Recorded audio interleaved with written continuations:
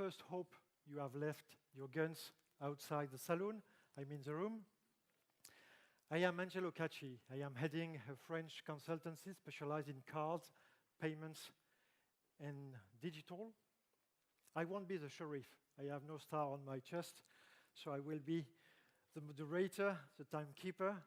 I will manage the interactions with the speakers through the sessions, with you also, so don't be shy. If you have questions, raise your hands. We actually have a very rich program. We will be traveling from the west to the far east. We will land to Europe, and we will be able to consider mobile payments and wallets through many angles. So you are comfortably installed, so we will be together for about 3 hours, but I'm sure in the end you will be delighted. First of all, a few slides to have a flavor of what mobile payments and wallets could mean.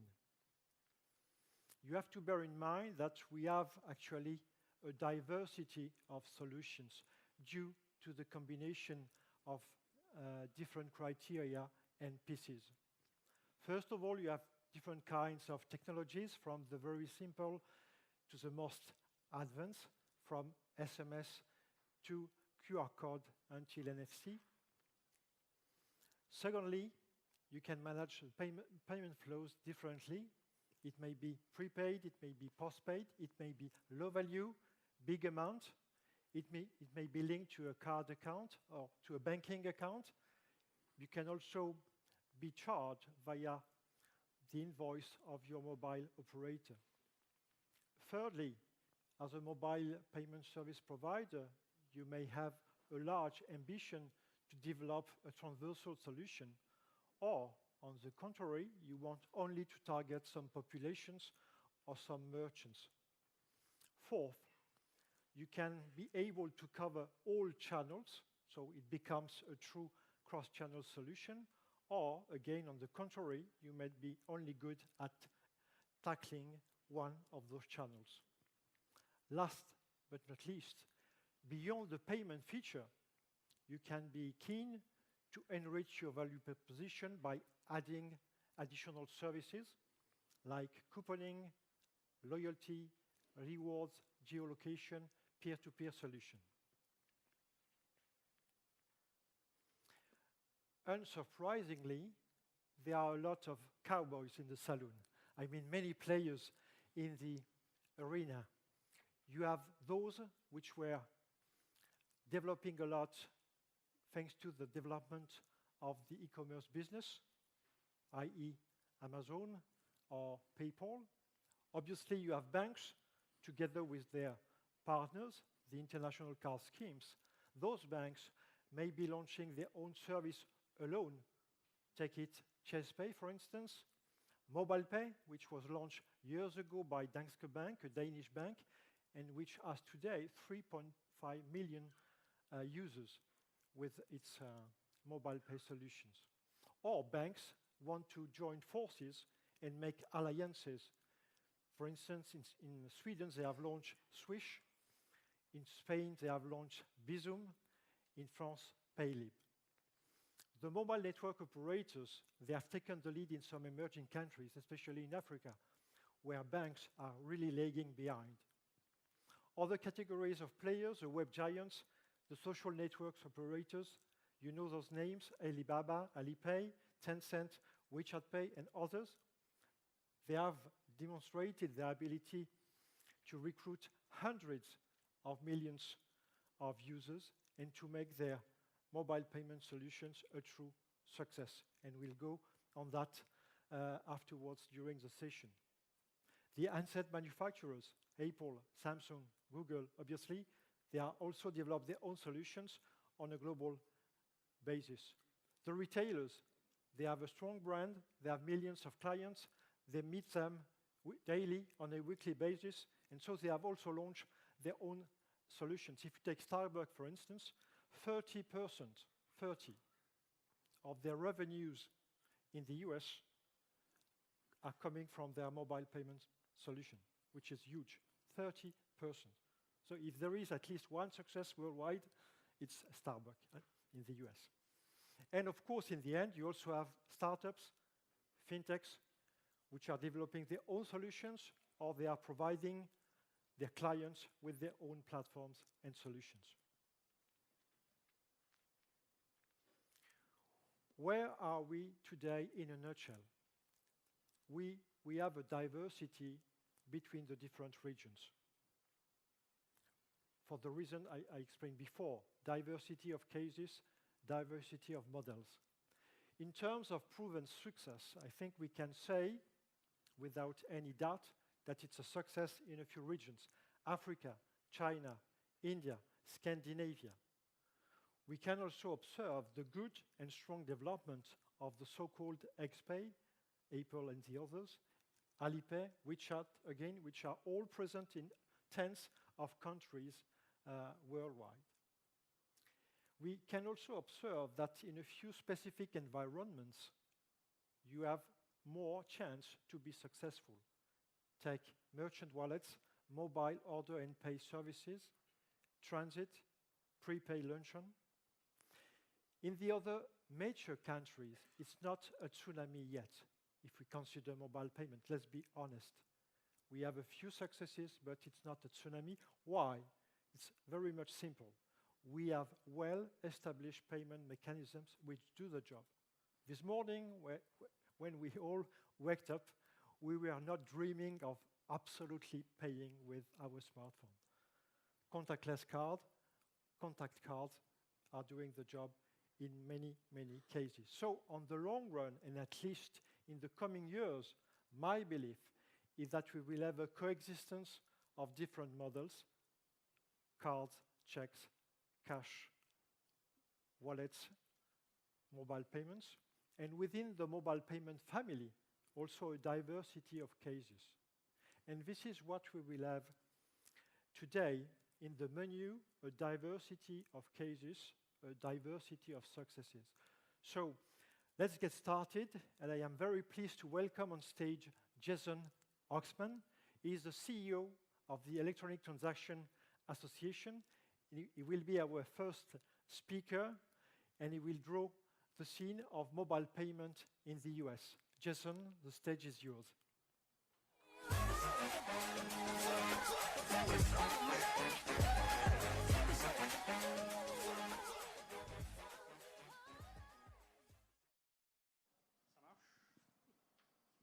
Hello. Ah, bien. Angela m'avait dit que comme les Français doivent parler anglais, les Américains doivent, il faut parler français. No, I'm not going to do that. But thank you, and it is a great pleasure to be here. Thank you for hosting. Thank you to our friends at Comexposition for hosting TRUSTECH, and congratulations on a terrific event. My job is to talk about the mobile payments marketplace in the United States. It's a very interesting and, shall we say, unique market. And the Electronic Transactions Association, where I work, is headquartered in Washington, D.C. We are the trade association of the payments industry in the United States. We have been around for about 30 years, and we exist to help the payments industry move forward in the U.S. We represent 500 companies, and the perspective that I'm going to offer you is from those companies. Our members are the card networks, Visa, MasterCard, American Express, the banks in the US, the technology companies that are doing mobile payments like Apple and Google and Samsung, the equipment manufacturers, payment processors, and the like. So a very diverse group. So I wanted to set the stage, and Angela spoke to this a little bit. But what's been interesting about the development of mobile payments in the US versus Europe, Australia, Asia, we have a long history in the credit card industry in the US. But ironically, even though the US is where the credit card was born, we have been slower than any other country in the world in upgrading our payments infrastructure to the current generation of technology. I'm referring most notably to EMV. the EMVCO standard, which was written here in Europe close to 30 years ago. We started deploying EMV in the US in 2012. So less than 6 years ago, we started the implementation. Today, the implementation of EMV continues in the US. Most of the 1.5 billion credit debit cards in the US are EMV today. They are all EMV contact, not EMV contactless. So that's the second area where we're very different. And most merchants in the US, about 70% of merchants, have upgraded to EMV card readers, but about 30% of merchants in the US have not yet. So what does that mean? That means when we started deploying mobile payment services in the US, at about the same time as we started the EMV migration, there were very few places in the US where you could use mobile payments. Today, we are in the process of working on the upgrade, but as I'll talk about, the timeline for the deployment of consumer services and the deployment of merchant acceptance capability has been, shall we say, different. So there are a couple of different areas where we've seen mobile payments innovation in the US that we'll talk about. Obviously, the tap-to-pay, NFC-enabled mobile payment services like Apple Pay, Google Pay, and Samsung Pay have been joined by other bank-focused and card network-focused wallet services that also use NFC capability. Chase, Capital One, Citi, Wells Fargo, among others. And then as Angela mentioned, we actually started the implementation of mobile payments in the US in 2011 with Starbucks.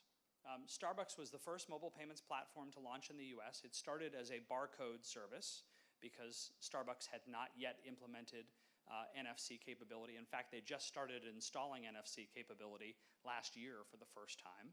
So Starbucks wallets are now tap-to-pay as well as barcode services. That was back in 2011. Now, obviously, that was relevant for Starbucks, but not for the rest of merchants. So other large merchants in the US, because there was no mobile payments alternative for them, they launched their own service. It was called MCX, you may remember it, or Currency was the brand that they launched. The 40 largest retailers in the United States, Walmart, Target, Best Buy, and a host of others, formed a partnership to launch their own mobile payment service. That launched in 2012, was shut down in 2016 because it was very difficult for them to try to compete against the card networks and launch their own service. In the meantime, Apple Pay launched, followed very shortly by Android Pay and Samsung Pay. Those services, when they launched, were all NFC-related services. But again, the challenge that we've had in the United States as far as transaction volume is that the architecture for merchant acceptance just hasn't been there. So if you take a look at the numbers on this slide, you may find interesting to know. And this is true mobile wallet transactions. This is not using your phone to shop. This is not mobile POS where you're swiping a card at a, like a Square type dongle. These are actual mobile payments transactions where you're using your phone in place of a card. So the volumes in the US, frankly, have been pretty small. Less than 1% of all transactions in the US are done with mobile payments. So it is a very small number. It's increasing, it's growing, and the projections look very good for the future, but it is important to remember that it is less than 1% of transactions in the US today.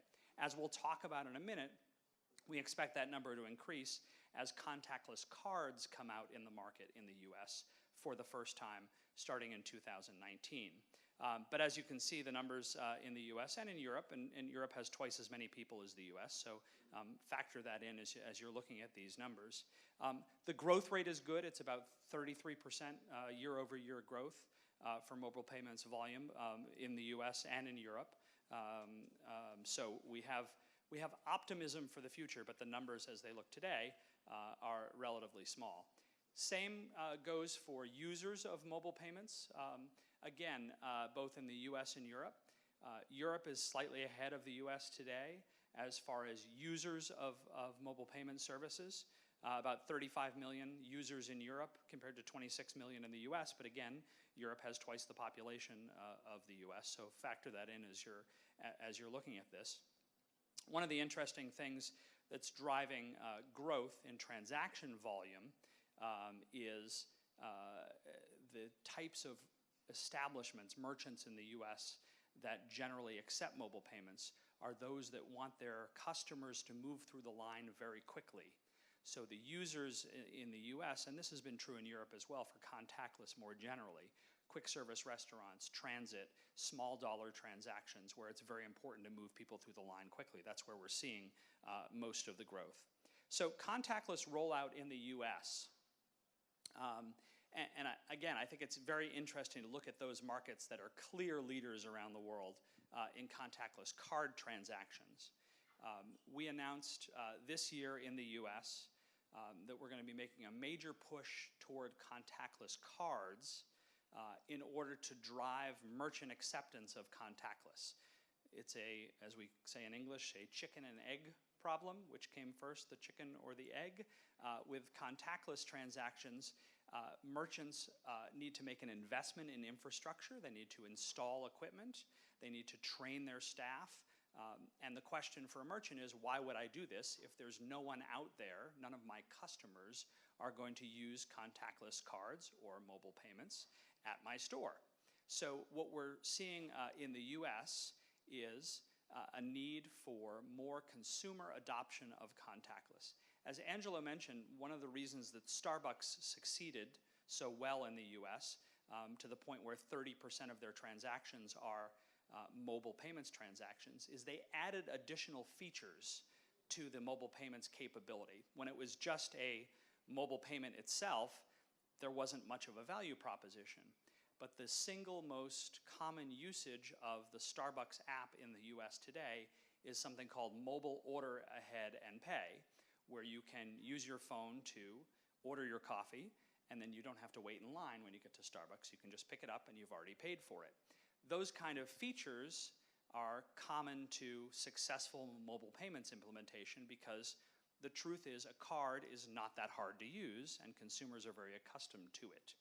In the US market, we've seen Apple and Google and Samsung add more features to mobile payments services in order to encourage customers to use the phone to tap to pay instead of the card. Now it's going to be interesting because Visa announced in the US last week that they will have 100 million contactless cards in the market in the US by the end of next year. 100 million cards out of about 600 or 700 million total Visa debit and credit cards in the US market. That's a huge number. Today it's really almost zero. So to go from 0 to 100 million in 1 year is pretty impressive. And the idea there is to get consumers accustomed to tapping to pay. Obviously, the mobile payments providers benefit from that as merchants install the capability. But again, as you look out at the rest of the world, you can see Australia and the UK in particular are way ahead of the rest of the world in terms of usage of contactless cards. The US number, you can't even see the dark blue US number for contactless cards usage because there isn't any as of today. So what'll be interesting to watch in the US market is, does the issuance of contactless cards get consumers accustomed to tapping to pay, and do they then translate that behavior to phones? Now, the numbers would suggest that in other markets where contactless is ubiquitous, in other words, where all merchants have contactless acceptance capability, consumers still use cards more than their phones, even though they could use both. Now, more markets are launching around the world on an almost daily basis. Today, Belgium, BNP Paribas is launching Apple Pay today in Belgium, so we'll see how it goes. Belgium has a contactless infrastructure as well. But it is interesting to note, and it will be interesting to watch in the US, does that dark blue number go up, and how does it compare to people using their phones to pay when they can do so? So contactless transactions, I mentioned before, in the US, it's all mobile right now. And that number for contactless cards is very small. Some issuers, American Express, for example, in the US, has deployed contactless cards for the last couple of years. There are a small number of Visa and MasterCard issuers that have done so. But I think this slide is very interesting because it does show you that where you get people accustomed in countries to using cards versus phones, that's what they use. They stay doing that. Whereas in the US, since our market is reversed and wallets came before cards, it will be interesting to see if the cards themselves take away any of that market share. We have one of the highest penetration rates of cards in the US versus the rest of the world. 56% of all transactions in the US are card transactions, of POS transactions, and 0.3% of those are mobile payments transactions. So again, we have a ways to go to catch up to the rest of the world. So I mentioned before that some retail segments are more interested in contactless than others. So if you look across some examples of countries that I've given you here, you can see that certain industry segments like restaurants, food and grocery, QSR around the world are really the areas where there is demand for contactless. One of the primary reasons is speed. Merchants want their customers to move through quickly.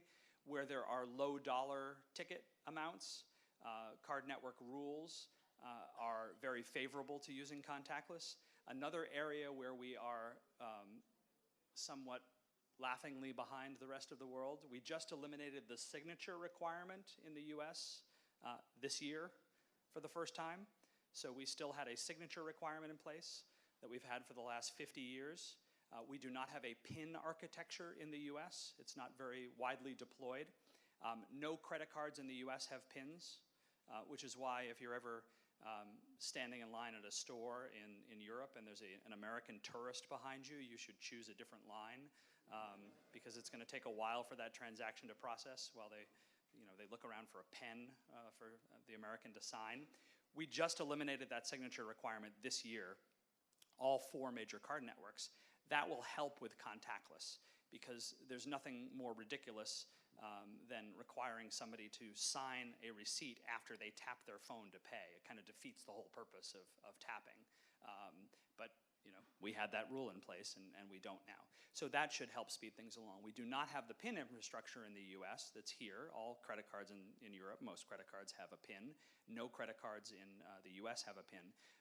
So the PIN infrastructure is not something that we have to worry about with contactless. But one thing that's going to be a challenge in the restaurant space in particular, and you can see that restaurants are a pretty popular place for contactless.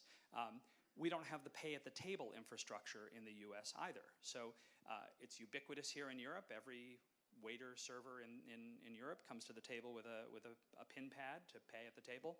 Nobody does that in the US. We have 1 million restaurants in the US, and not a single one of them has a PIN pad or a pay-at-the-table capability. So contactless is not going to work in restaurants unless we change that. So we do have some unique challenges in the market to address these areas where it's popular. So I mentioned before that 50% of all transactions in the US today are at merchants that are contactless enabled. That doesn't mean they're contactless transactions. I told you the numbers are very, very small. But the point is they could be contactless transactions. The advantage of being late to EMV in the US is that every merchant that has upgraded to EMV in the US has contactless built in. You cannot buy a terminal for EMV contact that doesn't have contactless capability. But the question is, will the merchants turn it on and allow their customers to use contactless? And that is something that we'll see probably more next year.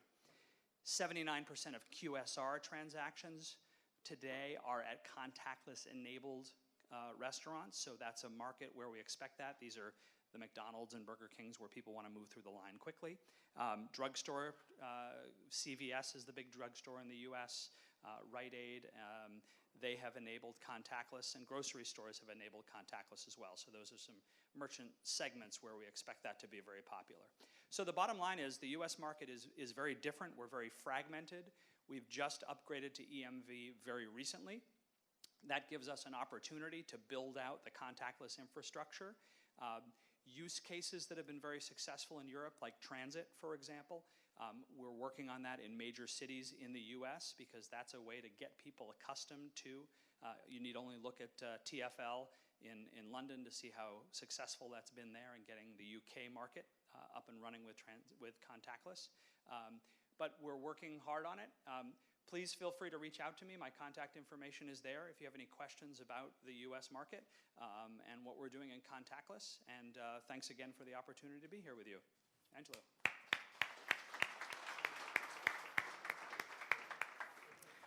Thank you, Jason. Stay with us, please. I will stay right here. Yeah. Yes. What is your bet for the future? So we have a situation where indeed mobile payment figures are quite small, but no surprise. Yeah. And within 5 years, so should you give us an idea of the amount, the potential amount of mobile payment transactions? How much would you say compared to contactless transactions? Because the more indeed people will get used to contactless cards, probably they would leave their smartphones. What's your bet? So I think here's what we need to do as an industry to make this work. So everybody has one of these in their pocket. Many of you are probably like me, you have 2 of them in your pocket. There are a lot of things that we used to do as human beings, as consumers, elsewhere, not on the phone. So nobody carries a camera around anymore. Everybody takes pictures with their phone.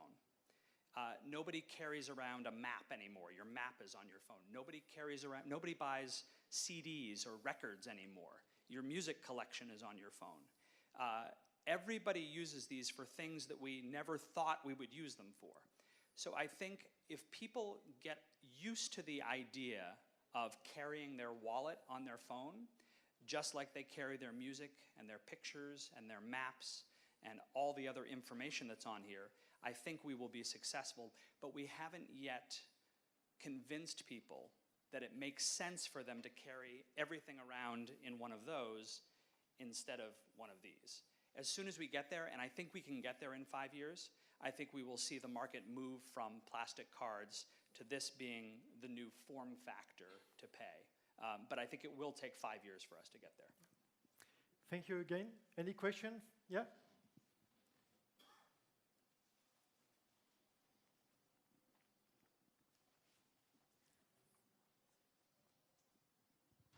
Just to give you a flavor of what's going on in Europe, where we have contactless infrastructure for almost 5 years, I mean, it seems that plastic cards are still a very strong fighter against mobile payments, and there is still also no traction on mobile payments in Europe as well. So, I mean, I would question your optimism about the new form factor. Yeah, no, and that's why I mention all the other technology. So here's a question. When was the last time anybody in this room, has anybody in this room purchased a camera in the last 5 years? So maybe 6 or 7 people. Think back a long time ago, 20 years ago, how many people owned a camera? Everybody, right? Yeah. So that's what I'm talking. So you're absolutely right. We need people to move to the new technology instead of the old technology. People had been using cameras for 150 years.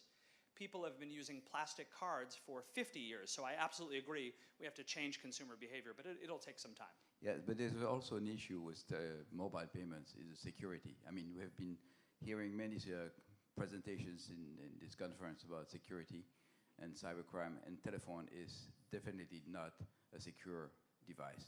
So I would actually say the opposite of that. I would suggest that mobile payments represent the most secure form of payment that our industry has ever introduced, and it's by virtue of the tokenization.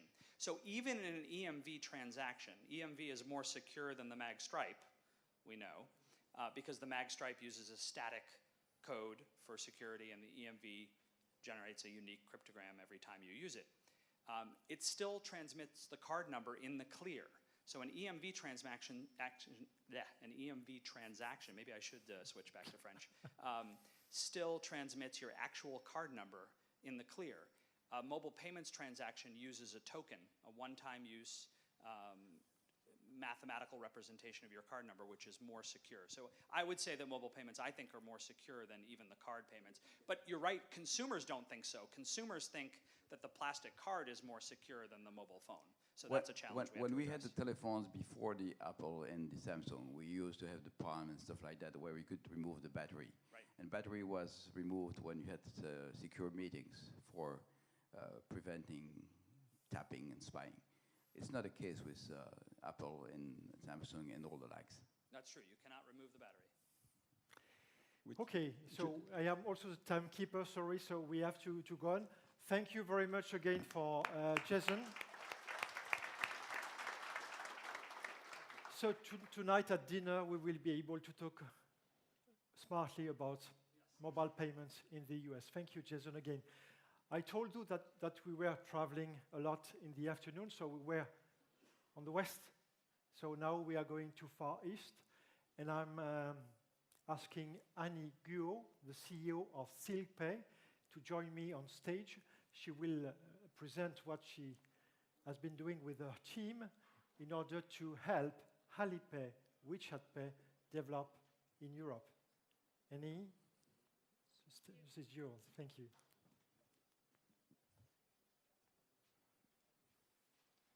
Hello, everyone.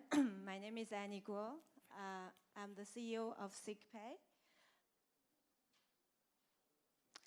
SilkPay is a Paris-based fintech company and will facilitate the trade between China and Europe in terms of RMB and the conversion into the other currencies, and will facilitate also the implementation of Chinese wallets, Alipay and WeChat Pay in Europe. Basically, we provide the hardware and the softwares necessary to implement Alipay and WeChat Pay payments in store or online on the e-commerce websites. The team is based in Paris, in France, and currently we are present in 15 countries across Europe, and we deal with other major currencies. So our next step is to cover more and more countries in Europe, but also in terms of global coverage. We will reach out to other continents as well and provide more wallets, because in Asia we are a continent of wallets today, and other than Alipay and WeChat Pay, there are so many local and popular wallets that we can also bring to Europe to facilitate the life of these travelers. So I'm going to describe you a typical day for a Chinese citizen about their today's life in China, which is very different from what we see in Europe, at least from France's perspective. So as you know, the mobile payments is very popular in China, and in-store situation, 50% of transactions in China are paid by the mobiles. In terms of online purchase, nearly 75% of the purchase online are paid by the mobiles as well. So from the morning, from the first cup of the coffee, people can use their wallet to tap, to make the payment very fast. And then when they go to the work, when they take the underground, and their wallet is linked to the ticket of the metro system. So they can just use their wallet to tap into the underground as well. And also in China, unassisted shops are everywhere on the street, not just in the office buildings and in the residential areas, public areas such as the stations and the airports. There are also many of them as a standalone supermarket that you can buy all sorts of things. Inside the store, there is no attendance. And to facilitate that, of course, people will use their mobile phone again, use their wallet to pay. When we call a taxi in China, in big cities, every foreigner has experienced this embarrassment that you can no longer hail a taxi in China. You have to book it through some local applications. And at the end of the taxi drive, normally the taxi driver expects you to make the payment by your phone. And myself, last week when I was traveling in China, and the taxi driver told me he carries no change. So even I proposed him to make the payment in RMB, because he doesn't have a change, so he doesn't want to take the payment. He insists that I pay with, like everybody else, with my wallet. So life can be really tough as a foreigner, for foreigners in China now, if it comes to the taxi rate. And then at the lunch hours for booking in the restaurant, we can book the place in the restaurant and not queuing in front of the door. And when we get in the restaurant in China, today on every table, you have a QR code. Then you use your mobile phone to scan the QR code. You can make your order directly on your phone and press button to make the payment after you make your order. And your food will be served on your table. And in some restaurants, also in some cities in China, there is a robot is going to serve your order on your table. So throughout, you won't see a person at all in your restaurant. So this is today's life already in China. And these are the photos of the non-assistant shops that you can see everywhere across the street in China, not just in Beijing and Shanghai, and now it is really widespread. Then you just need to use your mobile phone to scan the QR code, and then they will automatically recognize your wallet. Then you can make your purchase. At the end of the purchase, the amount of the money will be automatically deducted from your wallet. And this is something just for fun. You have this kind of karaoke that you can see at a lot of places in China. Again, you use your mobile payment to enter the door, and then you can sing, you can play video games, and then the money will be taken directly from your wallet. So as I said today, it's 50% of transactions are paid by mobile payments in China. And the card is actually alternative payment method in a lot of stores in China. And when the Chinese, they go overseas, their favorite way of making payment is still cash. It's not because they don't want to use their wallet to pay. It's because most of the shops overseas, they still do not propose wallets or accept the Chinese payment cards. So cash still contributes to 90% of the purchase the Chinese will make when they travel overseas. Then the second position is a card, so such as China UnionPay, Visa, and MasterCard, whichever way is accepted by the store. And the last one is a mobile payment. And 65% of the Chinese travelers, they indicate if the wallet is accepted at the point of sale, they will prefer to use that as a way of payment for their purchase. So why Chinese are so addicted to their e-wallet? There are a lot of reasons. The most obvious one is that because they have formed this habit of using mobile for pretty much everything in their life. It's very difficult to think of something in China that you cannot solve directly with your mobile phone. Because Alibaba is so good at it, at educating the population of adoption of this new lifestyle.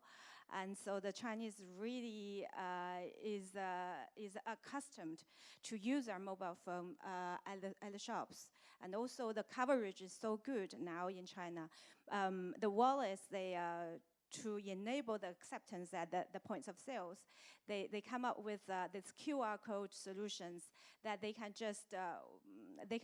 shops can just download the QR code and do the self-onboarding themselves on internet, and just in a few hours they can have a QR code sticker on their shop front, and they are good to go to accept mobile payments. So the whole procedure is so convenient that it is very difficult today for a shop in China to not accept Alipay or WeChat Pay.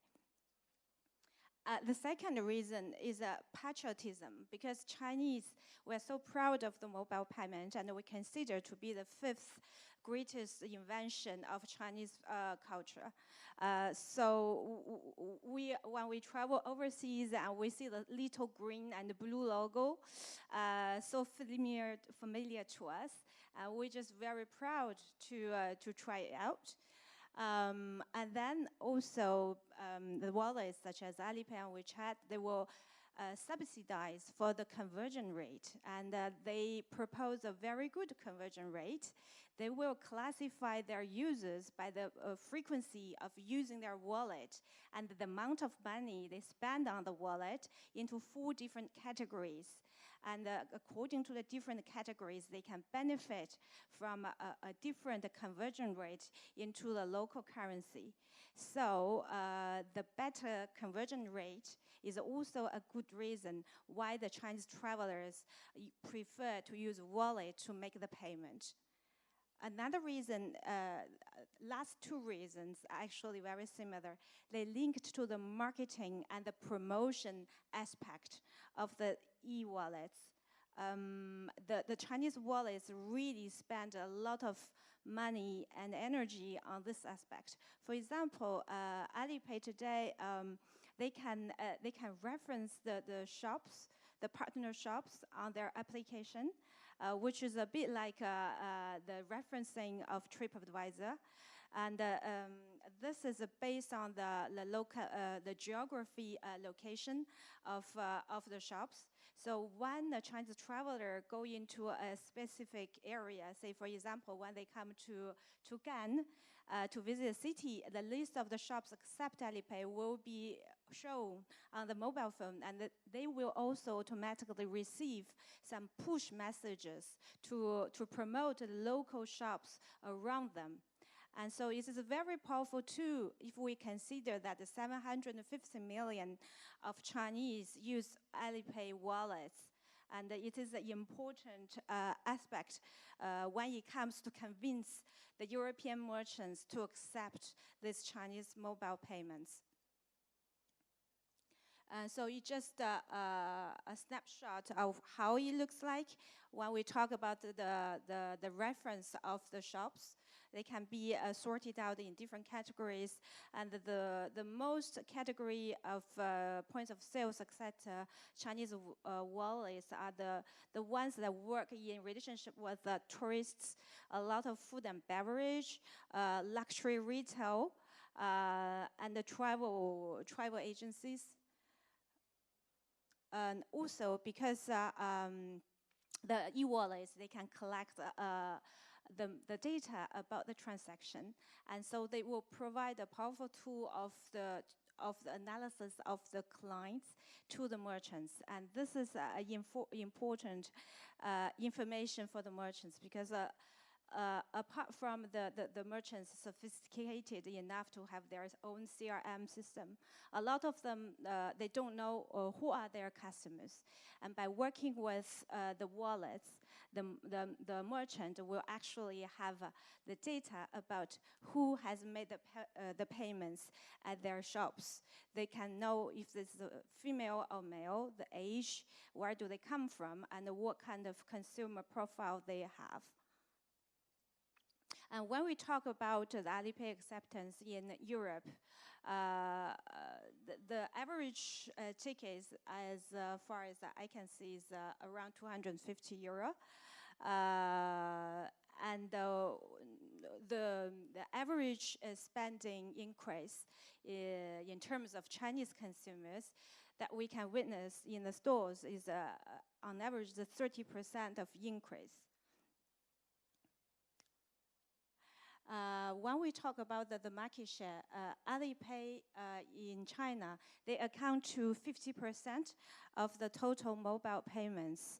WeChat Pay is 40%, and the rest of the market is shared among a number of local wallets.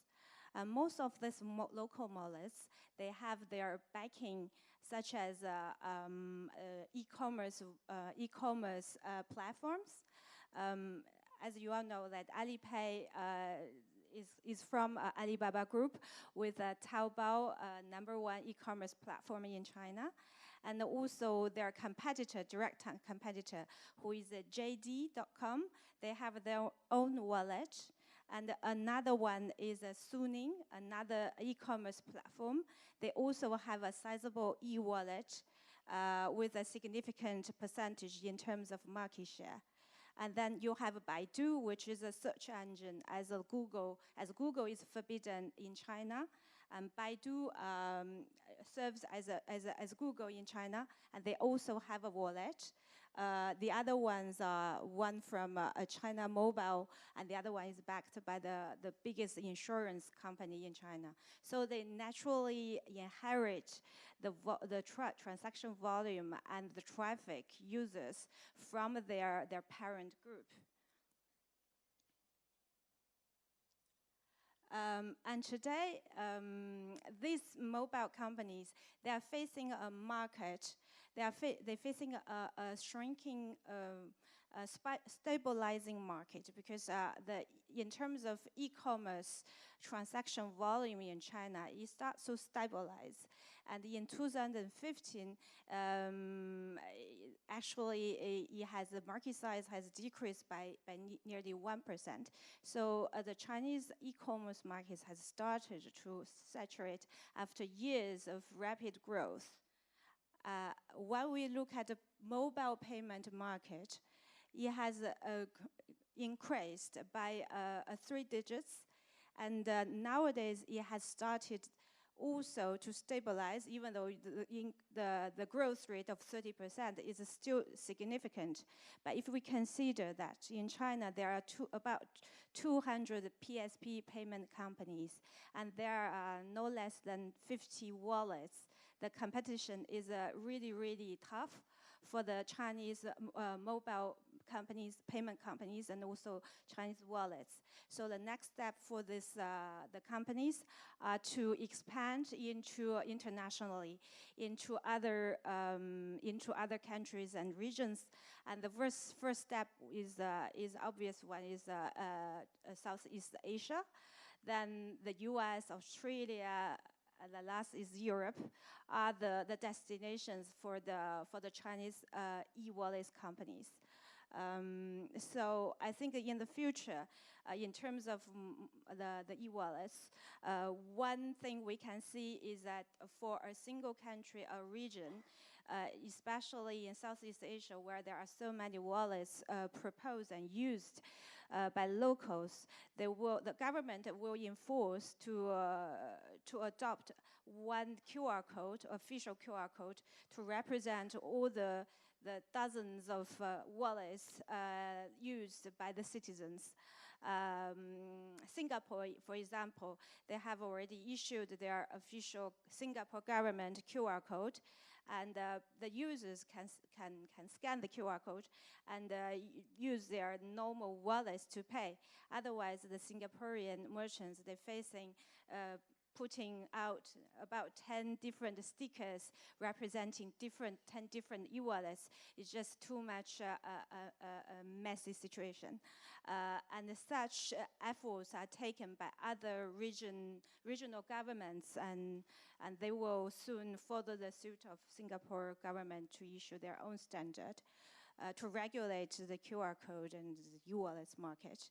And the second thing we can see is that the ones that we have seen who are the second tier in terms of e-wallets in China, they will come to international arena more, and they will follow the suit of Alipay and WeChat, and to increase their international presence. And the last thing we can see is that today Alipay has already started to create a global network of acceptance. For example, the Alipay has formed a partnership with PayPay, which is a Japanese e-wallet, so that Alipay can be also accepted in the shops that accept PayPay.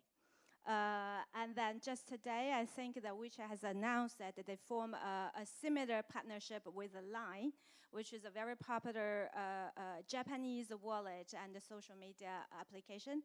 And so WeChat can be accepted in the Line shops as well.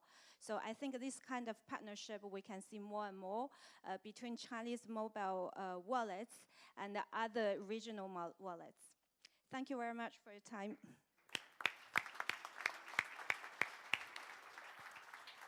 Thank you again, Annie. We will go directly to the other, let's say, Chinese representative, and then we welcome questions to both Annie. Thank you again. So you stay close to us.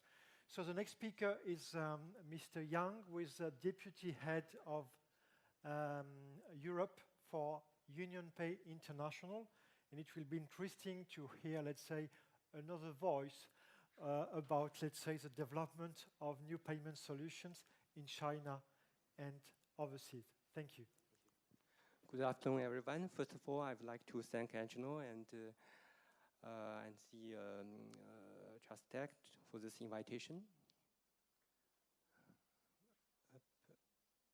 Okay, so before going to the detail of the mobile payment in China, I would like to give some history, because it's from the history that we can see the future.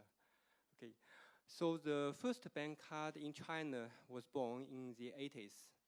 At that time, the particularity is that the system of different Chinese banks are not interconnected. That means when you went to the merchant, you had several POS terminals, and according to the bank cards that you use, the merchant will choose one, that is the one from the issuing bank. So that was a waste and also a poor service level. That's why in 2002, the central government and the Central Bank of China has decided to create a national infrastructure to improve the service level. And that's why China UnionPay was founded that year. And China UnionPay is a shareholding company with all the Chinese banks as shareholders, as members, and also as users. And then 16 years after the creation of the company, so today, if we look at the figures, China UnionPay is the largest bank card scheme in the world in terms of card number and also in terms of transaction volume. So 7 billion UnionPay cards have been issued in the world, the majority in China, of course, but our members have issued more than 100 million cards outside of China. For example, in countries like Laos, we are also the #1 in terms of card issued, and also we are second in Pakistan. 1/3 Korean are our card holders. And in Russia, the Russian commercial banks, they have issued a million of co-branded cards. Mir UnionPay. Mir is the national scheme. Okay, and in terms of transaction volume, last year we have generated 15 trillion USD. And what's important is to see that the annual growth of last year was 29%. So card payment is still increasing in China. So that's something important to remember.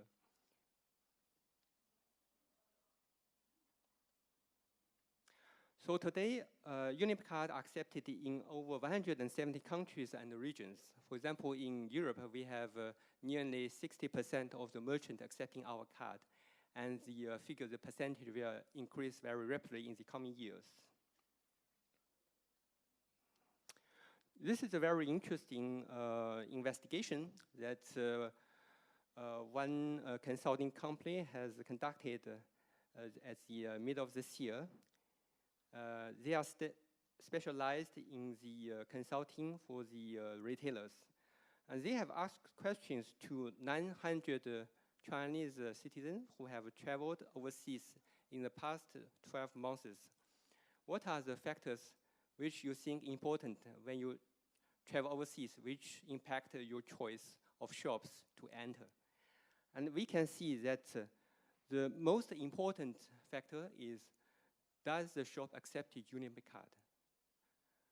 Now, also, it's important to see that the payment by mobile is mentioned, is listed as number 3. And that's why UnionPay, we have developed our mobile payment solution since many years ago. So I will not go to the technical details. I'm not a technical expert. The important thing is to see that we have all the international standard. And then on top of that, we have developed a different system to support different situations, different functions, payment, but also communication, marketing. And then our issuing banks, once they use our solution, they can have access to all the solutions, all the services. And also it's important that our TSP, the tokenization, is used not only on TSM, but also on HCE, on QR code, so to ensure the total security of the whole system.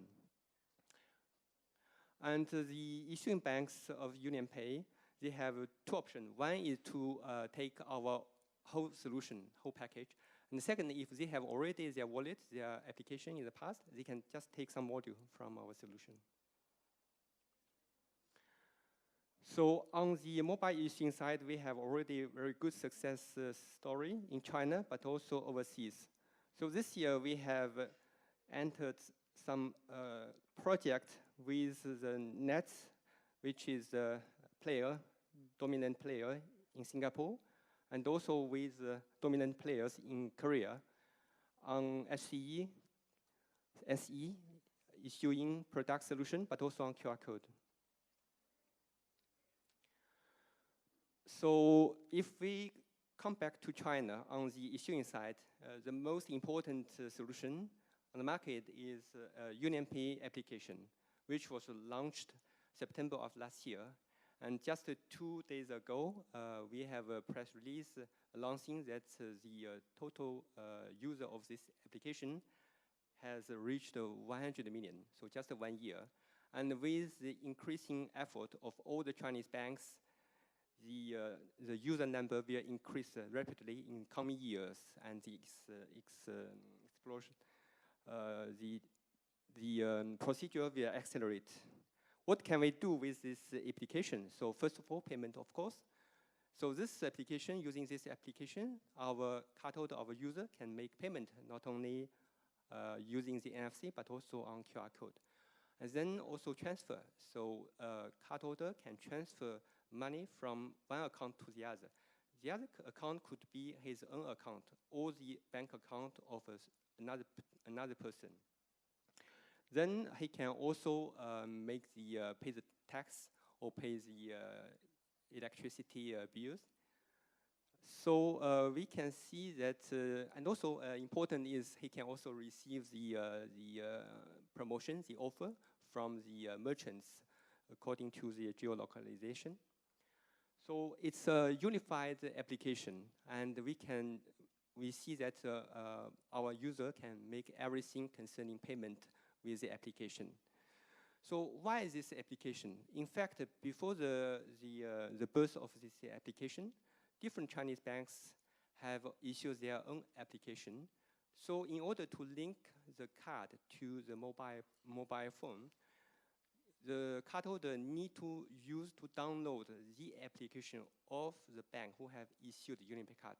As on average, a Chinese citizen may have 4 or 5 UnionPay cards. That means on his mobile phone, he needs 4 applications. So that was quite complicated and complex. And that's also why it's also the initiative of the central bank to have this unified application on the mobile phone of Chinese citizens. So we have talked about the issuing side. On the acquiring side, outside of China, we have already acceptance of mobile payments on more than 32 countries and region, and 32 countries and region for the NFC solution. And regarding the QR code, we have 23 countries and regions. So altogether, we have 41 countries and regions who support UnionPay mobile payment solution. And we have millions of customers, millions of merchants today who accept our solution.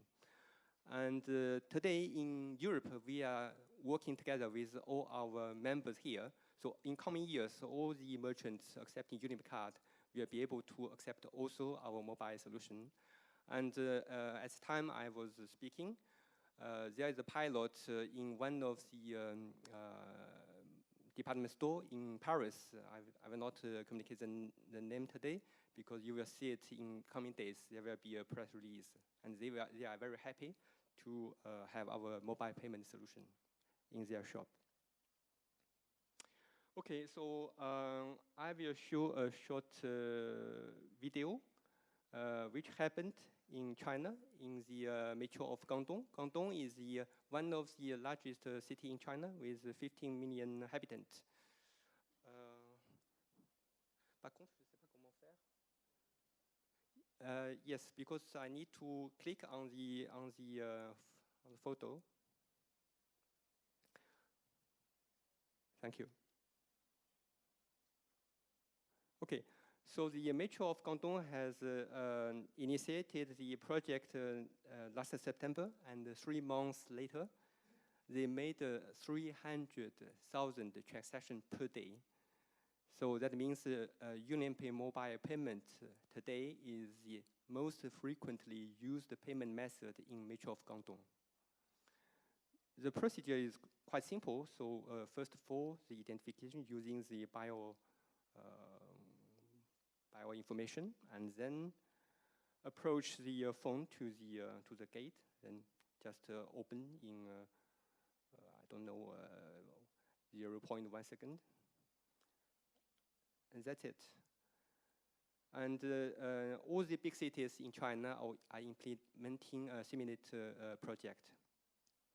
And that is not limited in China, because in Russia, before the World Cup in Russia, we have also implemented the same solution together with the public transport company. So our cardholders, using their mobile phone, they can they can take the train which link the airport of Moscow to the center city. And you can see that only 4 mobile payment solutions were accepted, and we were very happy to be one of the 4. And we have made some communication. Our banks were very satisfied, happy to communicate to their cardholder, and also the central TV channel in China talked about it. Okay, so now to come to the conclusion. So the mobile payment is developing very fast, although according to the report of central bank, in terms of transaction volume, cards still represent nearly 70% of the total transaction volume. And UnionPay, we have a complete range of mobile payment solutions, so including QR code and NFC. So according to different market environment, we propose different solutions. And we have tested and proven expertise and experience in terms of mobile payment. So we are very happy to share that with our members, not only in China, but also outside of China. Thank you for your attention.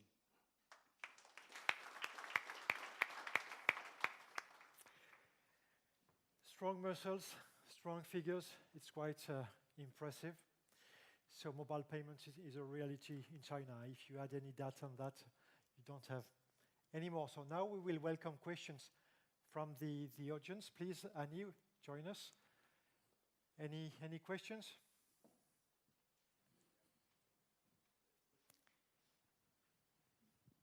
question for Annie. I mean, when we see the figures, I mean, can we consider that Alipay and WeChat Pay are somewhere on their way to disrupt UnionPay domestic payments?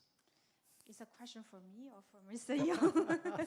for you first, because I mean the figures both. Alipay and WeChat Pay are very impressive figures. The growth is really impressive. Why we are under the impression that UnionPay is fighting to cope the pace? It's actually a question of the ease of acceptance, because Alipay and WeChat Pay intelligently have chosen to base the technology on the QR code instead of NFC. So basically, they can spread it really rapidly across the merchant. There is no technical threshold for the merchant to accept it. It doesn't cost anything to print out the sticker, which explains why it has spread so rapidly, not just in China, but also in Southeast China. And if that would replace totally China UnionPay, I doubt so, because in the situations how the wallets are used, they are more used in a small transaction value and high frequency scenarios, whereas the China UnionPay cards, the CUP cards, are used in luxury goods purchase and for the transaction value, which is much higher. If Mr. Yang can share with us an average transaction number, average transaction amount of CUP in Europe, and the number is so much higher than the number I can share. So. So I think each payment means has its raison d'être. So in fact, you are answering the question. I mean, because for the daily usage, yes. I don't see all Chinese paying 240 euro per transaction. I mean, that's not trustful. So, and I also question for here, for France. No, yeah, for France, yeah. for outbound, okay, but for yes. domestic yeah. transactions, it's much lower. Much lower. Yeah, yeah. There was another question on the left, please. On the left.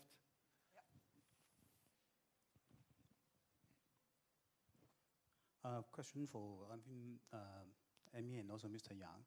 So I think some of the background, I think in a lot of presentation not really mentioned about for the popularity of the QR code in China. I think one of the major reasons because it is a very efficient means for the micropayment for the unbanked populations. This is why it's actually lead to such a high growth. And second thing actually is until the year before, actually there's no regulations, financial regulations in China that actually regulate on the mobile payment. For example, like Alibaba, they depends on Taobao's actually e-commerce transaction, and they can use all the transaction fees, delay 1 day, and then use all these as a subsidy to promote the QR code, which actually nowadays, according as far as I know, actually is forbidden, and all the transactions must be 100% backed up by reserve, where actually before it's only like 10%. I mean, these factors actually are not really mentioned about. So my question is actually I come from the media, I'm my idea media, I'm the executive editor. One of the articles I wrote, or some of the third-party payment platform I interviewed before 5 years ago, a question I asked them is actually, yeah, you are talking about QR codes very convenient, but security-wise actually is also has a problem. I remember actually several third-party payment platform now, of course, you call the mobile payment players there. Actually, hacking happens every day. So for these actually third-party payment platform, they try to hide the fact because as long as they treat it as a kind of like marketing expense, so they just want people to accept it. I just wonder actually, for example, like Amy, the question is that, do you have any hacking of the QR code payment over there? And actually how they're going to handle that? Because in Hong Kong, for example, recently... Can you go to the point, please? It's a question, it's not a commentary. Thank you. No, actually, this is a very important question. I know, but we have... I think this is also the same thing from Mr. Yang, because I see actually all on your wallet, you're using the HCE and tokenization to do it. But QR code, is it also go through the same process to do the secure payment? So this is actually the security issue I want to ask. Thank you. Mr. Yang? Yeah, thank you for the question. I think this is a very important issue, and in fact, the QR code solution was born in the lab of China UnionPay. In fact, but at that time, the Central Bank of China was very concerned, and they asked to all the players to stop to deploy the QR code solution. And as China UnionPay, we were a public company, we were a good student, we stopped it. And then years later, we come back, but with the EMV compliant QR code solution, because we are a member of EMV Core. So our solution is not proprietary, it's an international standard QR code.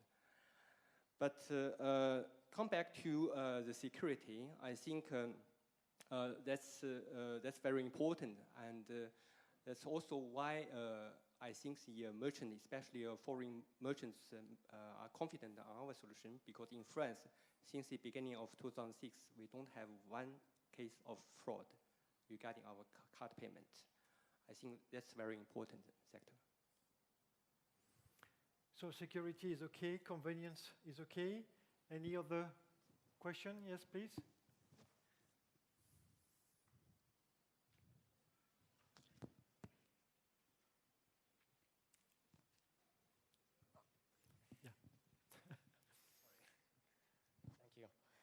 Actually, I have a question about wallet, Alipay and WeChat, and the implication of Apple Pay and Samsung Pay. We know that Apple Pay and Samsung Pay is considered as a wallet. However, it is not a store value. It's categorized as digitizing the card.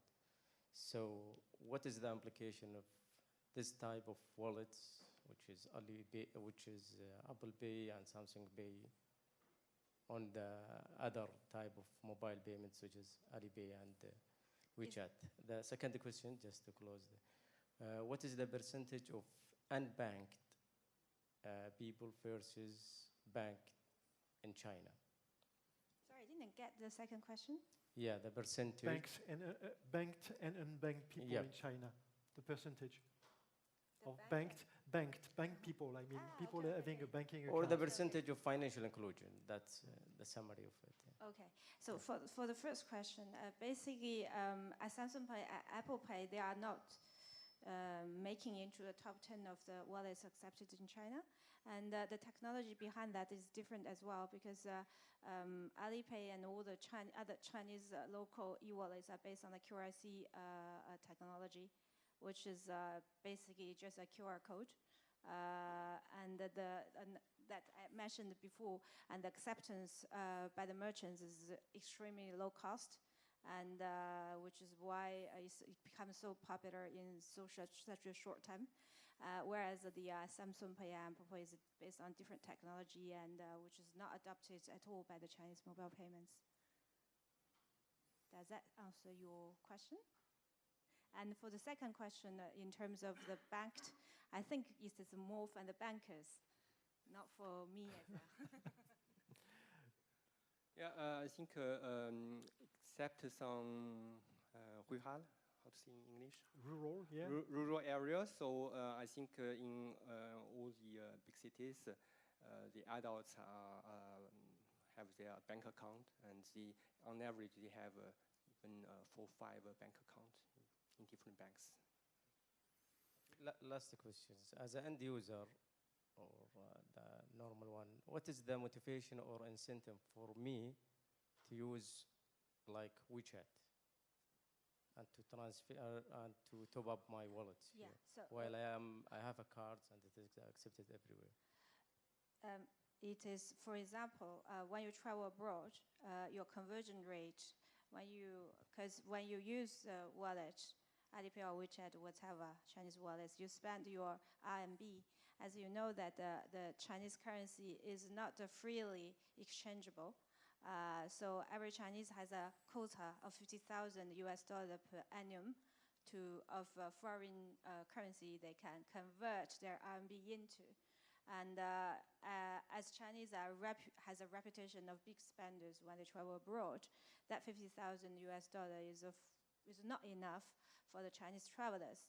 And one big advantage why they use Alipay or WeChat Pay or any other Chinese e-wallets abroad is that because that doesn't come under that $50,000 annual quota.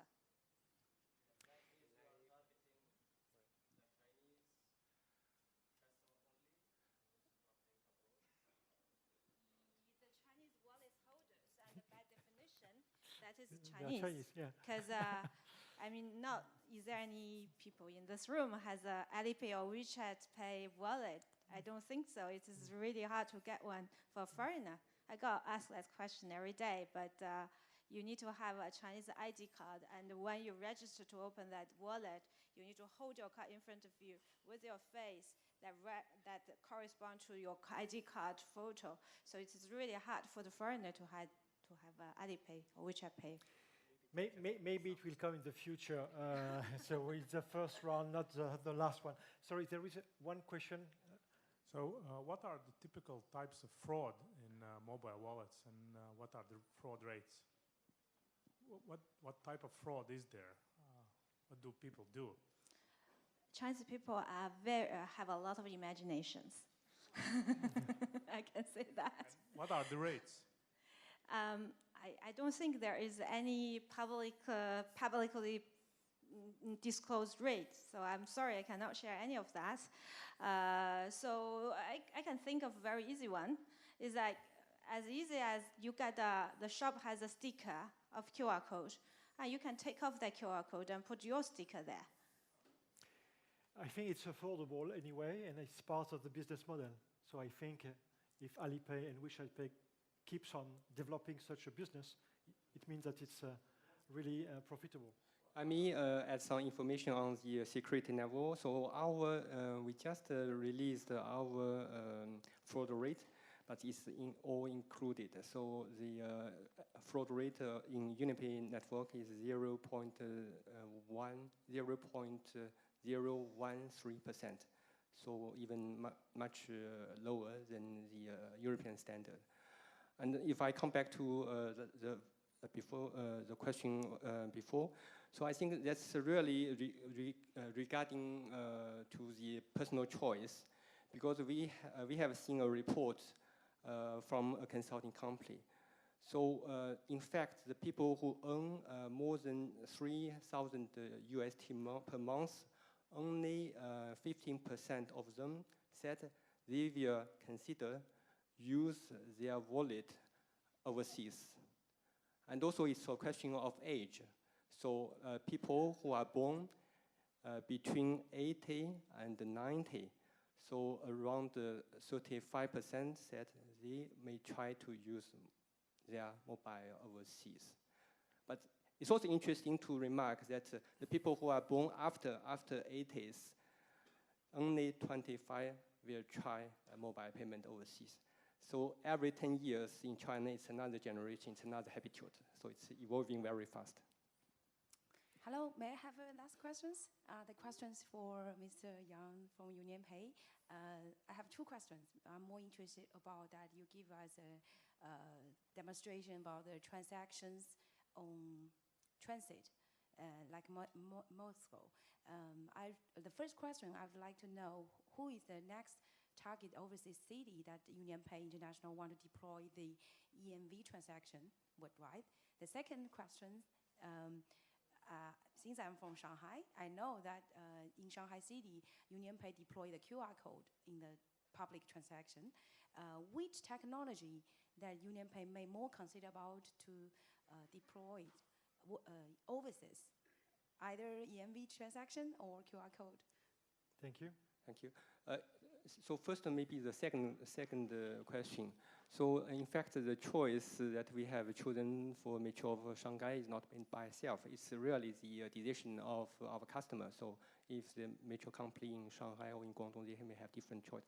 And overseas, I think that's also according to the market environment in Southeast Asia, where the merchants are more concerned about the cost. So we are pushing more the QR code solution in Europe and in Australia or in the States, where the market is more mature.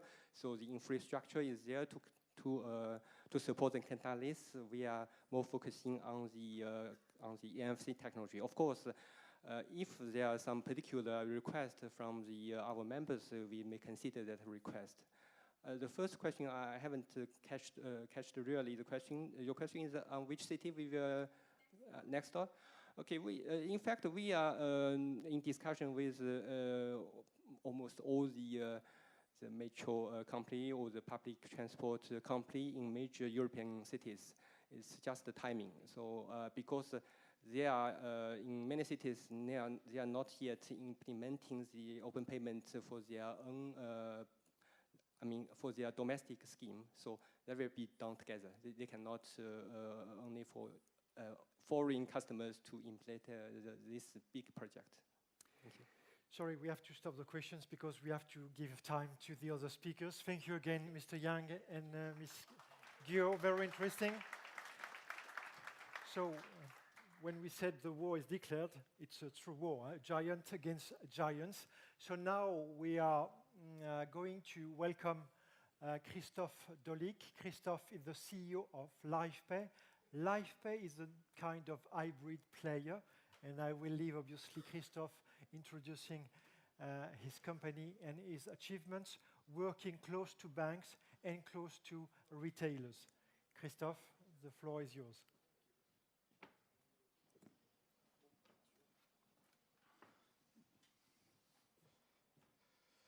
Good afternoon.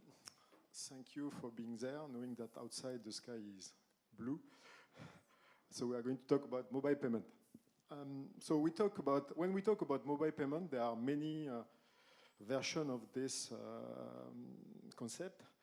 And I will say that for me, there are 4 categories. There is, especially if we classify this initiative by value proposition. So the first one, I will say, is when you have just services that enable you to pay, and this is mainly the Apple Pay, Google Pay, all these kind of things, where it's just an evolution of the plastic card, and you do a basic payment with your smartphone. Another category, which is quite successful in volume, is P2P, so person to person. So here, you have a lot of companies who have big volumes, and the services is quite useful in many countries. Business model is a little bit questionable, but big usage. Third category is, for example, when Starbucks is a payment application, mobile payment application, which is dedicated for a very specific usage and for a very specific merchants. So you use it in a given context, and you cannot use it elsewhere. And you have 4 categories, in my opinion, which is the one of Alipay or WeChat, where you have a mix of payment, a mix of services, a mix of merchants, and where you do a lot of things with this application. And LifePay is in this category, and I suppose that you that you are going to listen just after me are in the same category. And why is important to be in this category, in our opinion?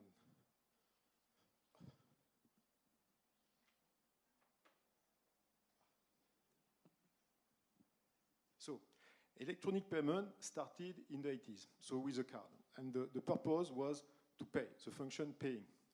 Then later on, we had some services around this first version, and you had the black card, the gold card, and all these kind of things. In 2000 came the usage, and the one click of PayPal and the one click of Amazon, in fact, have changed the way you are using and you are seeing payment. And now with the smartphone, we are in a situation where what is important is not anymore the payment function, but is a marketing relationship you can have when you do these payment actions. And what is interesting also with smartphone, you can combine a lot of different elements, players, to create something unique in terms of experience, where the payment is taking place just at the end and is completing, in fact, this experience. And here, this is where we are positioned. We see, in fact, payment or mobile payment as a mix of payment, of course, as a mix of CRM, because how do you manage the relationship between the consumer and the merchant? Because payment is a conclusion of this relationship between the merchant and the conclusion. And this gives us a lot of data in order to improve, in fact, this experience and the relationship with consumer. So in order to do that, you need to go much beyond payment. So what we do, we provide, from a technical standpoint, two things. One application for consumers, where they are going to access all the different payment services, but all the merchant services. And I will detail later on. And this approach also, we can have another alternative where we put this function within the merchant application. And we have a system in order to go back and forth between these two applications. And on the other hand, we have tools that we provide to merchants in order to manage the relationship with the consumer and to develop these new shopping experiences. So in terms of value proposition for the consumer, what we have done, we have combined what we think is essential in this shopping experience. So we have combined the payment function, the benefit. Benefit is mean all the different things that are coming from merchant when you do a purchase in terms of discount you can get, offer you can have, and then the fact that you can share. Because many times you go to the restaurant, you pay, and your friend has to give you back, in fact, the change because you pay for him. So it's very important to combine all the services. And in the application, we have paying. So paying meaning paying, as you know, at point of sales, paying an application, paying a table, paying a bill, paying everything. Then benefit is everything related to merchant services, so ranging from loyalty, couponing, offering, everything that is part of the shopping experience. And sharing is everything relating, sharing money with friends, with entities and so on, such as donation, P2P, money pot, etc. And what is interesting in this is, beside this, the application is agnostic, so we don't have to wait for the version 12 of the iPhone. We don't need to be part of this bank or from this telco. We are managing also multi-payment means, so we are not just tied to payment cards, but CT-Inst, prepaid card, voucher, whatever. Everything that help to collect money. We are multi-services de facto because we bring all these kind of things within the same application, multi-merchants, and of course, this has been developed according to the rules that you have to comply with when you are in payment industry.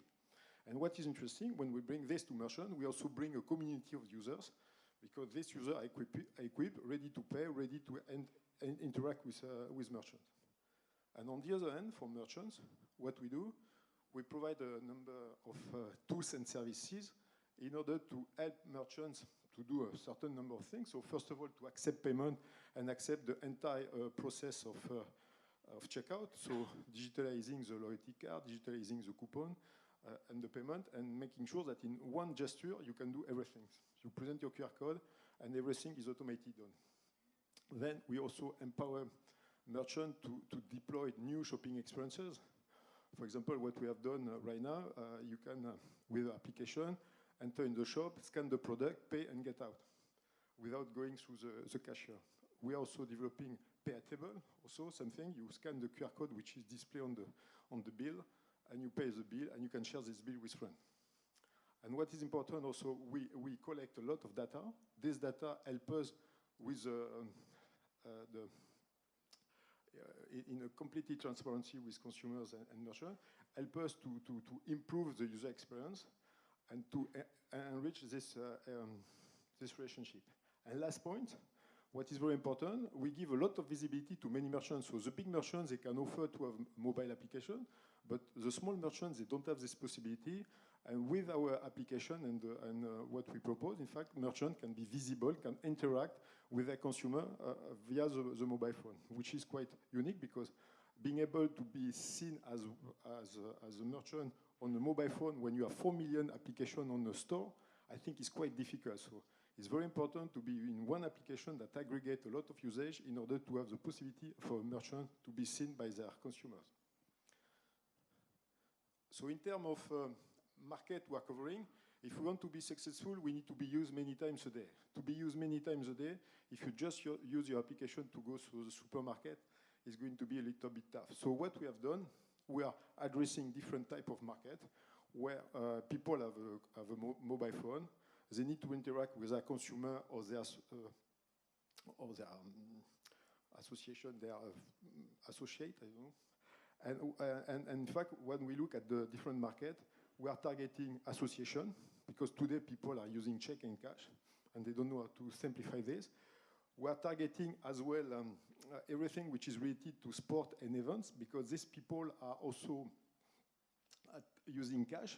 For example, if you take festival in France, people go to a festival, they pay with cash or with a bracelet. They don't know who is behind the bracelet, and at the end of the day, the people leave the festival, and they have no capability to interact, to develop new services, and to monetize, in fact, the base of consumers they have been able to grab. So P2P, we're also dealing with the donation and all the different charity associations. So commerce, we have today signed the biggest retailer in France, and in the pipe we have many more. And then everything related to home delivery, because we are in a situation where the vendors are not interested to have a POS, so they use their mobile phone, and they are able to accept a payment. Student is a very interesting universe, because today all of them they have a mobile phone. They are not used to cash, and they are early adopters, so it's very important to target this population. And also what we are doing right now, we are tackling everything related to how do we call it, arena. So today I think we have 4 or 5 big stadiums that are equipped, and we will equip all the rugby stadium before the end of the year, because same thing. For example, what we do with Toulouse Football Club, which is one of the stadiums, you can order from your seat your sandwich and your beer, and the sandwich is the beer are delivered at your seat at the break. This is the kind of thing. So very important to make sure that one solution is adopted, that you can go through the day-to-day of the consumers to have this adoption. And last but not least, what is very important is we are in an ecosystem play. So it's very important to be able to bring and to embrace, in fact, the entire perimeter. This is why what is quite unique in the governance of LifePay, we have banks and big retailers which are shareholders of the company. And this is very important because this helps us to define what is the most suitable value proposition, how do we manage, in fact, all the different subjects which are very sensitive, such as data, because when you have big name like this, it's very important to have something which is clear, which is balanced, in order to please and to make sure that they are going to follow and to adopt the system. Second point, we are spending a lot of energy dealing with all the different vendors, because the solution, in order to be efficient, has to be embedded within the different system of the vendors selling to retailers. So I think today we have something quite unique in terms of integration, and we are working on a standard in order to have something which is going to be generic in the future. And also another point which is quite important, we have in the organization one of the entity which is regulated, because we are talking about payment, we are talking about evolution of the PSD2, we are talking about a strong customer authentication. So it's very important to have all the tools in order to comply with all this evolution, in order to get the best flexible user experience at the end of the day. Because security is one thing, but if you don't have the user experience associated, in fact, you cannot scale, you cannot have something which is accepted by consumers. And last point is data, because the model is based on the fact that we are going to improve the user knowledge, we are going to improve the consumer relationship.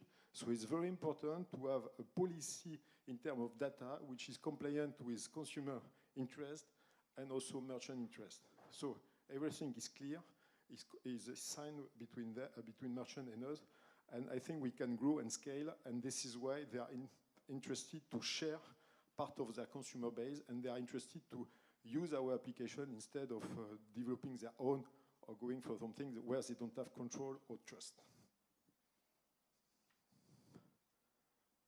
That's all. Thank you. Thank you so much, Christophe. We will do as we have just made, so I am going to invite Alain Fallis, the CEO of YoYo Wallet, which is doing a kind of similar service as LifePay, even if, as you know, as a British company, they have always their own way of doing things, and I will leave, obviously, Alain explaining that more and better than me. Thank you, Alain. Thank you, Angelo. You would think from that introduction that I'm British. Actually, I'm French. But it is actually a company which was born in the UK, in London, 5 years ago. The company is actually a private company. It's not owned by any large players, banks or otherwise. It's actually a totally classic venture-backed technology company, which offers a platform for retailers to manage effectively payment and loyalty for the consumers via an app, but also via a series of tools, which I'm going to try and explain in summary, to engage consumers on the back of the data that we capture for them. So instead of going through the presentation right away, what I'd like to do is to show you a video of our largest customer, which is today Caffè Nero, 500 stores in the UK. Yoyo is a mobile payment and loyalty app that allows customers to make a payment and collect loyalty in one quick scan. For retailers, it allows them to engage with users through a mobile channel and provides them a platform they haven't had before. We take protecting a retailer's brand very seriously. We enable that through retailer-branded app experience, making sure that we understand the visual identity of their brand, but also their values as a company. When we first met Yoyo, it was quite clear that we shared a similar philosophy. They had the most of what we were looking for. We were very focused on keeping it really simple, to replicate the loyalty program and allow customers to pay through one transaction. We're still an independent company. We didn't want to simply white label someone else's app. Any experience they're having on their phone should replicate the experience they're getting in store as much as it can. So that was a really important thing for us, to have our own branded app. Caffè Nero loyalty card is a very popular mechanism that the brand's been using for the last 20 years, but it really doesn't function as a marketing tool. Before the app, all we could really track through Wi-Fi was how frequently customers were coming in. We know nothing else about them. This is the first time that we've actually had access to basket level information. For the first time, we can actually identify, recognise, and actually have a relationship with a customer. We can decide we need to do a promotion to support a certain store or a certain segment of customers or a certain product. We target them with an offer to come in and have an iced latte and actually implement that within a day. The results speak for themselves. They came in, had an iced latte, but then came in for other iced drinks that they'd never bought before.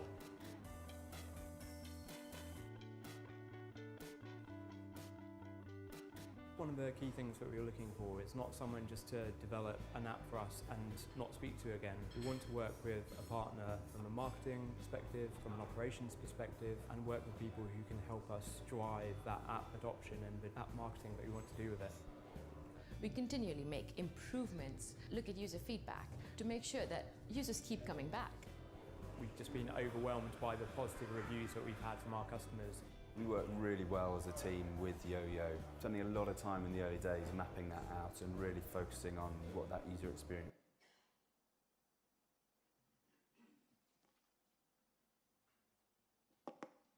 Great, that gives you a flavor of the user experience. So it's a QR-based app, which is a branded app for Caffè Nero, but we also have the open loop app, which is the Yoyo app, where you can actually also use it in store at Caffè Nero. So it's a single platform which we use to create specific retailer branded apps, as well as powering the open marketplace, which is the Yoyo wallet.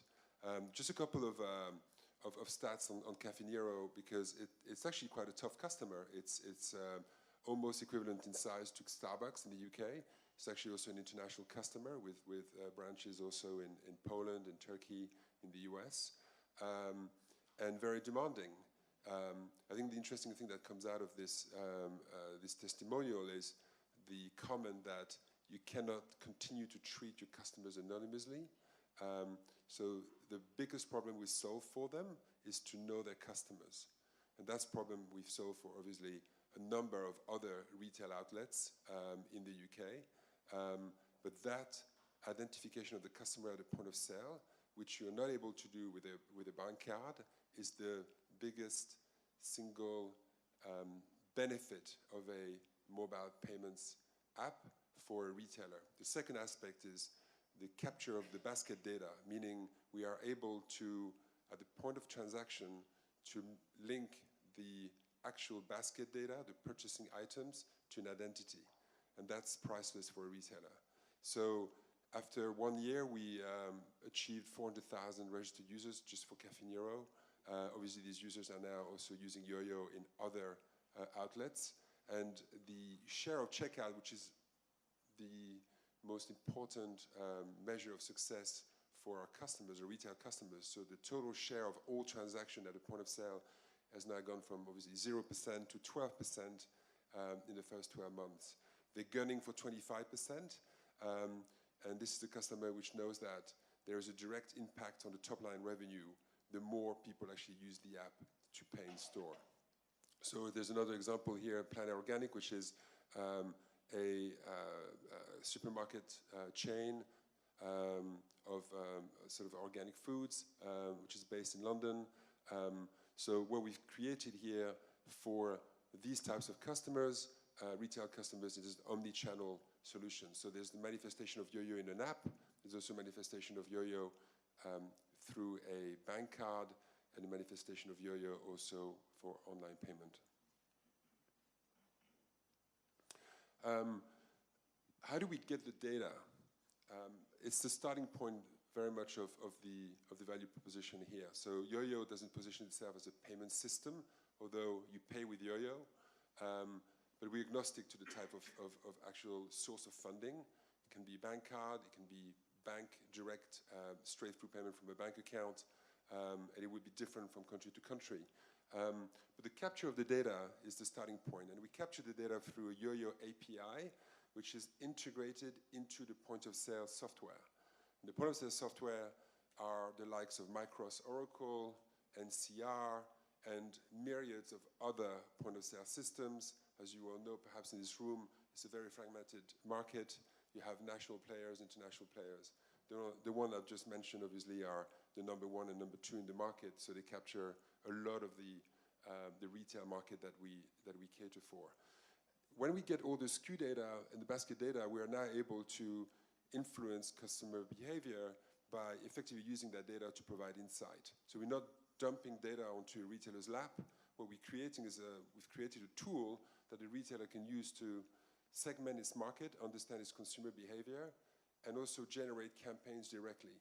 So this is a self-serve tool that enables a retailer to target specific users for specific products, specific promotions, whether they are stamps, as you saw here, it can be points, it can be discounts, at certain times of the day, it can be certain points, like double points for certain products they're trying to push. All these things are self-served, and you can only obviously do that once you've got access to the data, and you are able, obviously, to connect to the consumer via the app. So the whole point, obviously, again, of a app-based payment loyalty system is the ability to engage directly with the consumer, which is not what happens with the Samsung Pays and the Apple Pays and so on, that direct engagement through the app. We are creating retailer-branded apps for those retailers who want a branded app. And of course, we have the Yo-Yo Wallet app as well. We're now able to actually create a retailer-branded app in a matter of a week, 7 days, for any retail chain. All these retailers appear on the Yo-Yo mobile marketplace as well, which is a benefit for the retailer as well. Of course, the data isn't shared between retailers, but I am able to pay with Yo-Yo at Caffè Nero, at Planet Organic, at 70 universities in the UK, at about 600 corporate canteens in the UK and also outside the UK. And we are increasing our retailer base every month. I wanted to show you something which gives you a feel for what will happen in the future, where the game of payment is actually, the battlefield is not so much about the payment anymore, it's about the ability to understand consumer behavior affect their behavior, but also create value for the consumer through the digitalization of the whole journey. So what you have here is effectively a classic bank card, which is issued by one of the challenging banks in the UK, Starling Bank. But imagine this card being a Barclays card or HSBC card in the near future, and you're able to pay with this card on a tap and pay contactless, which, as you may know, in the UK, it's becoming a much more pervasive type of payment. I think the figure that was shared earlier was 12% of all POS transactions are contactless cards in the UK. And that's coming, of course, in France and the other European markets at the right pace. But you're able to pay with this card, tap and pay, and still receive your points or your rewards and discounts or whatever loyalty program the merchant has actually activated within the Yoyo environment, even though you haven't actually used the app to pay. So what we are able to do here is to link effectively a card payment through the authorization code to the basket data. That's the first. That means you can actually create an environment where people can actually choose their mode of payment. What they want, obviously, is the ability to be treated as a loyal customer, receive their rewards as they expect them, and of course be able to interact with the retailer. So I wanted to share a couple of stats also as I'm talking about the retailer journey here, which you can compare or contrast with what Jason had presented a little earlier. So in an environment where Yoyo is accepted, I'm going to use two types of environments, a university or corporate environment, which we could consider as a closed loop environment. And I'm going to talk about the retailer environment. In a university or corporate environment where Yoyo is accepted, our share of checkout ranges between 50% and 75%, meaning the methods of payment for the students, the professors, or the people who work in these companies like JP Morgan, HP, Hilton Hotels, you name it, they actually can pay with contactless card, they can pay with cash, they can pay with all sorts of different chip and pins and so on. Apple Pay, Samsung Pay.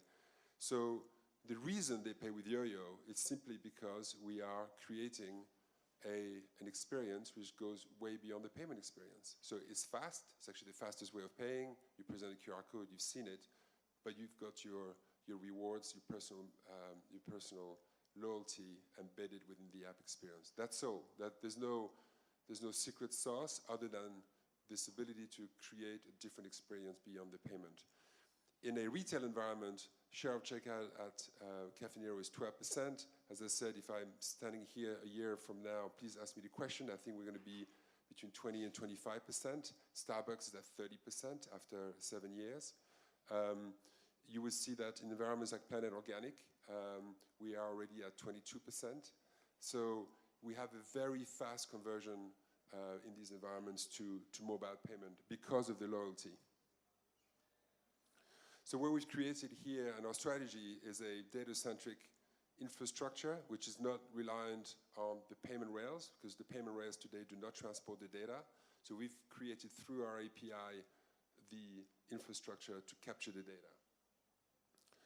And what you can see here is, in fact, the ability to have Yoyo embedded in these various acceptance environments, also online, to be able to offer this experience irrespective of the payment method.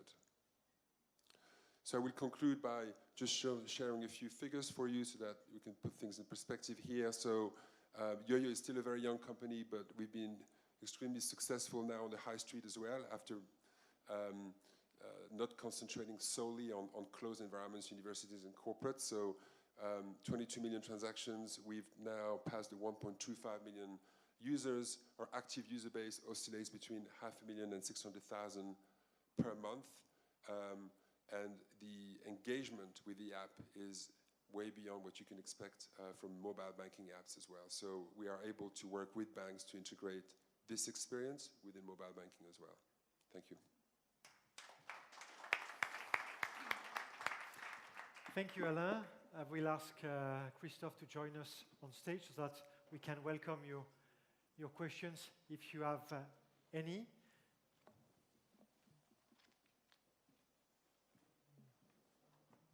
No, yeah?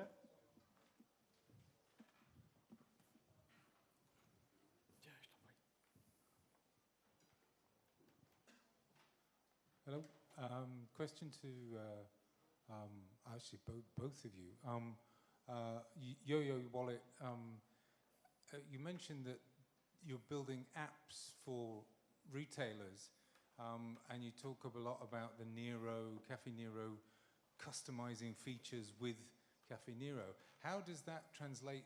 Because if I was a Cafe Nero marketing manager, I'd go, well, if I'm helping you, Yo-Yo, in building the user experience that I want for my customers, and then you go and give it away to a competitor or another merchant, how do you handle that from a product feature management and technology perspective, right? Because if you like, if I then flip over to Life Wallet or LifePay or whatever, they're proposing a single unified app for all retailers. We have both. We have both as well. Okay. So, I mean, I'm interested in how you handle the retailer, because the retailer is your customer, really, right? Absolutely. Right. So the retailer is our customer. What we've actually brought to these retailers is effectively a completely new way of looking at marketing budgets. So I think the marketing director of Cafe Nero was saying very clearly in this video that the stamp card, loyalty cards, is the most ineffective marketing tool. It's created enough loyalty, but you don't know who's loyal. You don't know who's your customer. So what we've been doing here is influencing those retailers, not just Cafe Nero, but others, and actually rethinking completely about the consumer journey. So it's part of our proprietary IP, to put it in these terms, that we are able to actually create user experience through the apps that are proprietary to Yo-Yo. So what we're doing, though, is that we're creating effectively a branded experience which is very specific to the retailer. And that's what was so important to Cafe Nero, Planet Organic, or Soul Coffee. I think we just announced a week ago Easy Coffee, which is the EasyJet franchise. So their branded experience is important. But the ability to have these loyalty features available to other retailers hasn't been questioned. The data, of course, is the most important aspect here, right? So you can't obviously pass on data from one retailer to the next. And that's obviously something we take very seriously, not just because of regulation, it's because it's our model, and this is why we are successful in the market. Do you have any remark, maybe, Christophe, on that page, the competition sensitivity? What is interesting is when you take a merchant in France, now they think that they need to have a mobile application, all of them. They are big, small, etc. And if I take a famous bakery company in France with 100 of shops, they have developed their own app where they put payment, loyalty card, etc., and so on. And at the end of the day, after 12 months, they have 12,000, 15,000 downloads. You imagine? Nothing. So what I want to say is recruiting consumers on an application, animating this consumer, making sure that the content is fresh and everything is a real business. So a few only are able to develop and maintain their own app. And in this case, what we do, we provide tools that are integrated within their app in order to manage payment, to manage loyalty, and so on. But we are not in the same case as Yo-Yo. They develop their own app. We just provide the SDK that they put in their app. And then it's up to the consumer to decide if he wants to have a very vertical app where he will have the merchant experience, or if he prefer to have a generic app that can work across all the merchants, and he will take the LifePay app. At the end, we don't care because we are concentrated all the flux, and we are managing all of this. So it's just a question of experience, both for the consumer and for the merchants. Thank you. You have a question, please? Yeah, one question here. Thank you so much for the presentations. Question regarding the business model. What will make the retailer wallet successful? I mean, what is the business model behind? Is the user going to pay for the wallet? Can you explain a little further? No, the user doesn't pay for the wallet. So the retailer has a few problems, and I don't know in France, but in the UK, there isn't a single newspaper that every day that doesn't mention some crisis on the high street or other, right? So the retailer is actually struggling with effectively keeping market share or keeping the stores open on the high street in the face of e-commerce competition, but also other factors that it's not just e-commerce. So the retailer doesn't have a payment problem. So I don't think any of us is actually pretending to be solving a payment problem, because there's no payment problem. What he does have, though, is an ability to engage with these consumers that have these super smartphones in their pocket or in their hands, and they're not able to do that, right? So that's a problem you solve for retailers. And they have marketing budgets. They pay a lot of money on, email marketing, mystery shopping, different types of consumer feedback types of initiatives, which are all antiquated. Email marketing doesn't work. Okay, mystery shopping costs a lot of money, it's inaccurate. So what they want is basically to ride the digital wave with something that actually makes sense. They all say, 50% of our marketing budget is wasted. I don't know which 50%. Now the retailer knows where he's putting his good money. So the business model for us is we charge the retailer for access to the data insight on their consumer patterns and behaviors, and the ability to generate the campaigns. And they do use the tools to generate campaigns. If one of you is in the UK, you can download the Caffè Nero app and see there's a Christmas cracker campaign, which is a very English thing.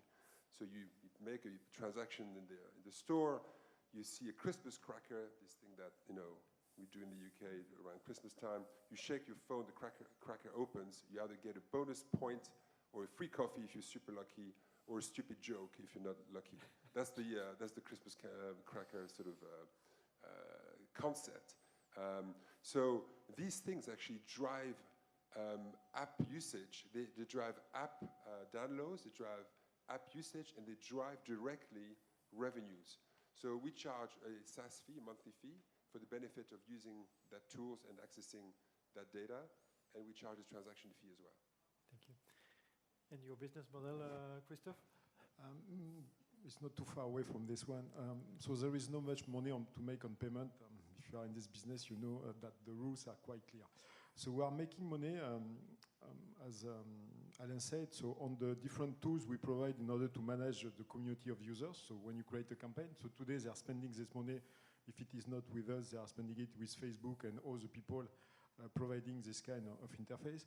Second point, we are making money on the new experiences that we are providing. For example, when you do, when a restaurant implement a pay at table, we save a lot of time to the waiter, so 20% of his time. So he's willing to pay a fee per transaction, which is nothing compared to a payment transaction.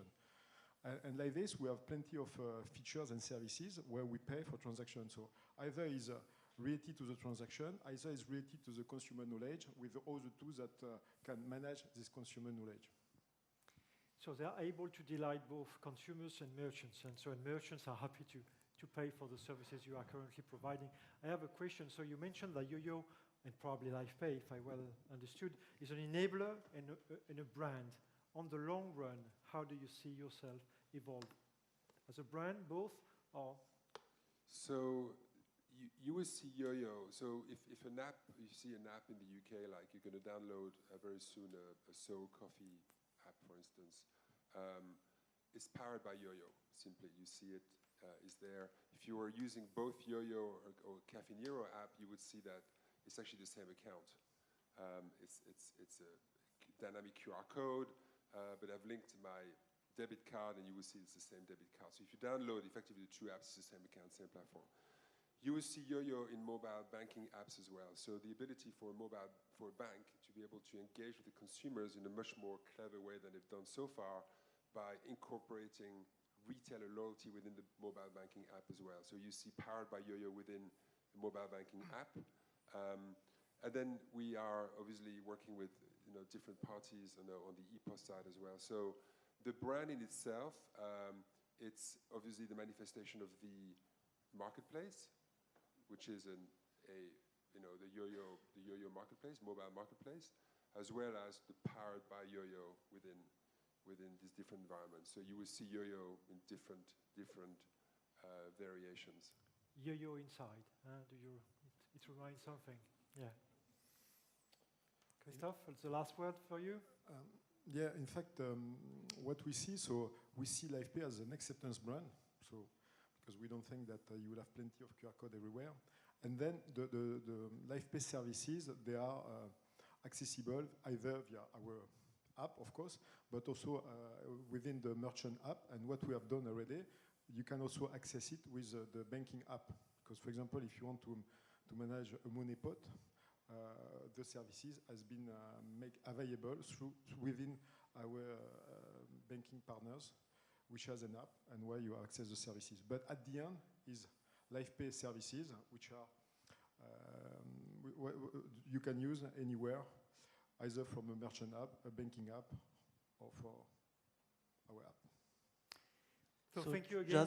Just here a question, following up this last topic about the partnership that you are going to have with the banks. Because, I mean, from the presentation, I'm a Nero consumer, and I find this loyalty program very interesting. But I see that the barriers to enter to this market are quite low for the banks. So, in how many years do you see you're partnering directly with the banks and offering it as an integrated service to all the banks' cardholders? I don't think the barrier to entry is so low. Otherwise, banks would have done it. Banks are not dumb. They know their business. I think there's a realization now that once you start to have a critical mass of acceptance points or integration points, more to the, which is more important, like being integrated through an API into the Micros software, wherever in the world, or an NCR software, makes a big difference. That means any merchant in any country that has that particular epos could switch on Yo-Yo overnight. So banks are realizing that we've actually created a new set of rails, which is not a rail which is about payment data, it's a rail which is about the capture of the full basket data. So banks are now, at least the global banks that are based in the UK are now wanting to partner with us because we have those rails. They exist. We have transactions, real customers, real merchants, and an increasing number of those. And remember, we are a neutral player here. A bank is the bank. You can't be a neutral player as a bank. Okay, so we're catering for different, basically, strats of the value chain and different players. Thanks. We have to close that session before to welcome other speakers. Thank you very much, Alain and Christophe. Thank you. So data is probably the new oxygen, as you have heard, and marketing services are really important to make successful mobile payment services. It's a good transition. So what are banks doing? So now we are welcoming banks and see in Spain first and then in France a few of their initiatives. So I'm very happy to welcome Fernando Rodriguez, Head of Business Development at Bizum, a coalition of Spanish banks, and he will explain what they are currently doing. Thank you.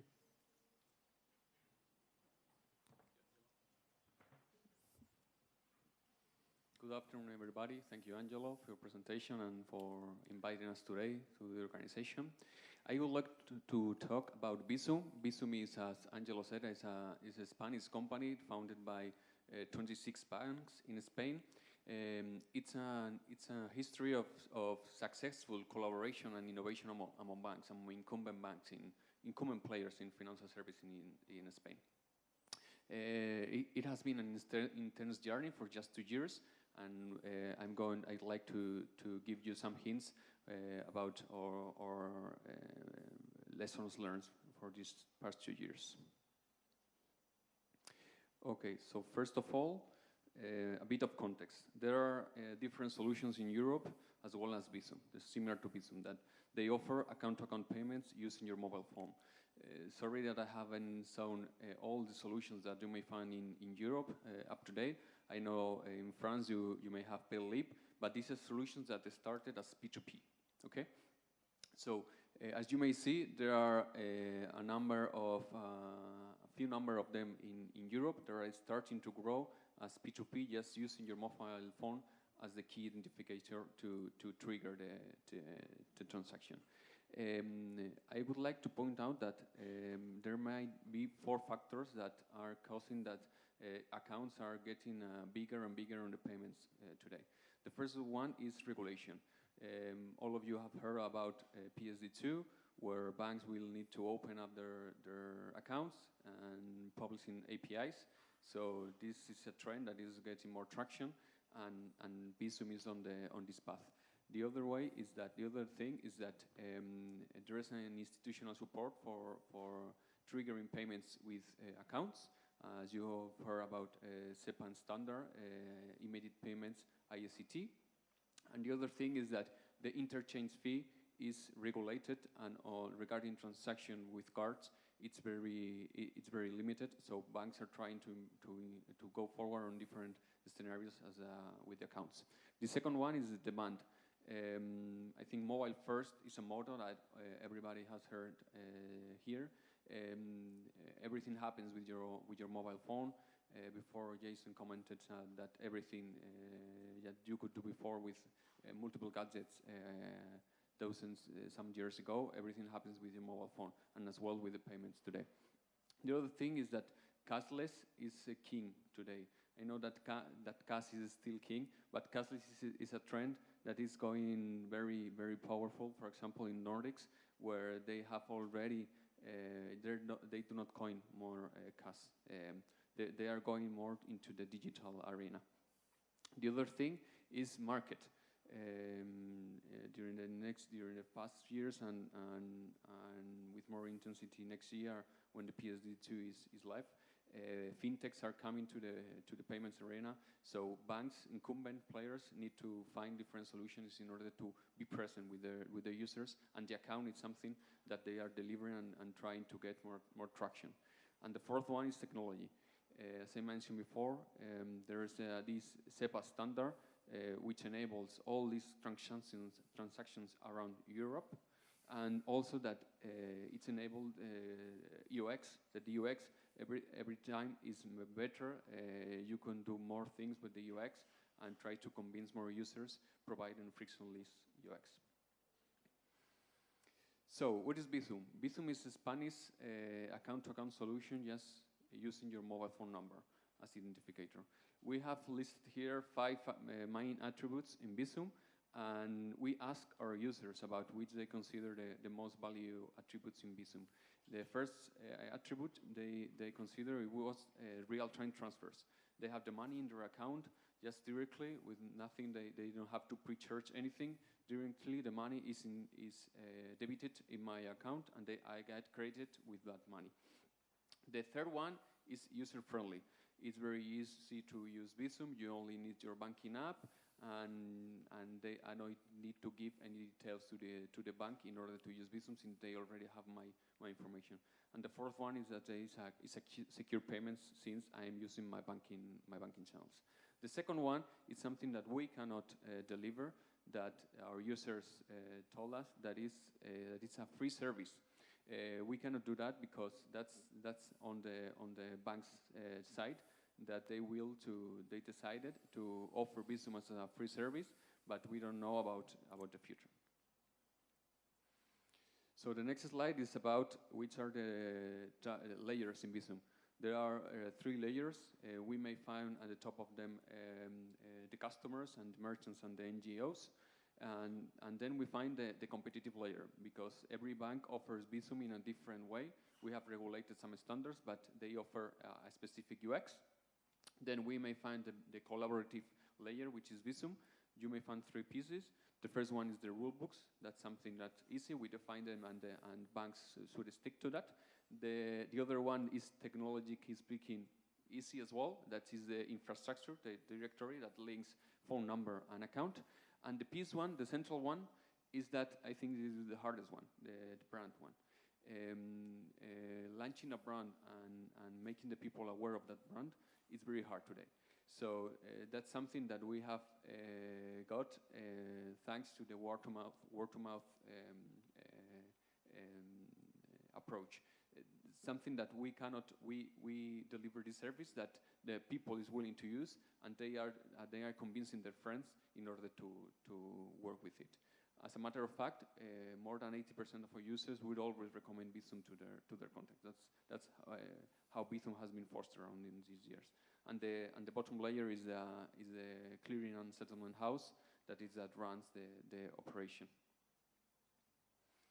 Okay, what about the banks that offer Bizum in Spain? There are 26 banks, which represent more than 96% of market share in Spain. We have depicted here two kind of UX for two banks. How do you send money in Kutxabank and how do you request money in Sabadell? As you may see, the difference might be with the colors, the branding, but the experience is more or less the same. You go to your banking app, select send or request money, and then the details you have to enter are the same. Amount, the number of the colleague that they want to send or request money, and the concept. And I would like to point out that there are two currents here in the way that banks have integrated Bizum within their channels. Some banks have decided to integrate Bizum in the general app, where the users may find all kind of functionalities, like a transfer, like regular transfer. And the other currents that banks have decided is that integrated Bizum in the wallet.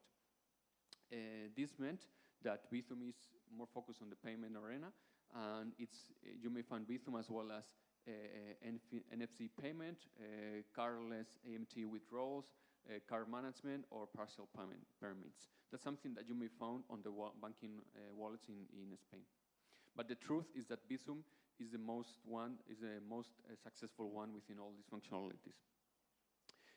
In fact, some of the banks have used Bizum as a tool in order to increase the downloads of the banking apps.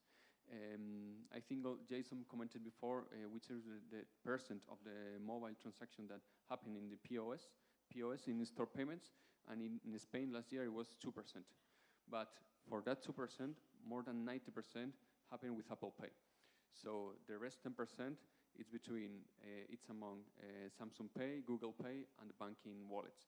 So basically, banking wallets are not used as a payment method in store payments. So regarding figures, what have we achieved up to date?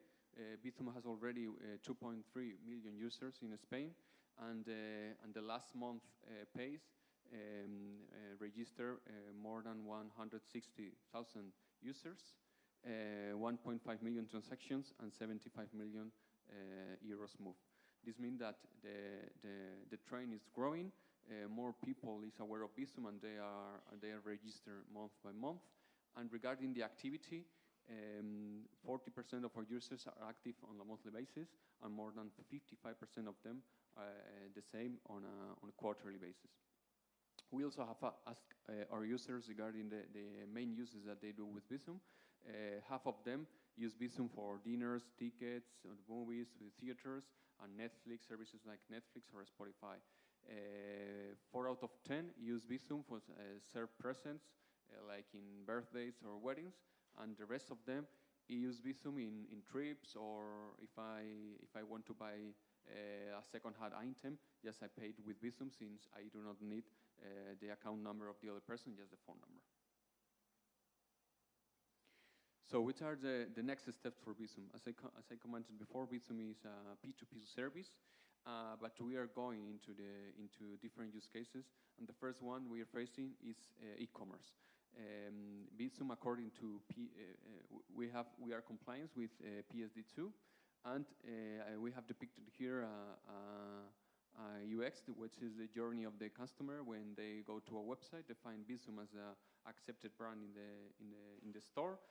Just click on it, and the next thing they need to do is just type their phone number, a Bizum key that is similar to the card PIN, and then the bank will send them an OTP, a message with a number code that they have to type, and the transaction is done.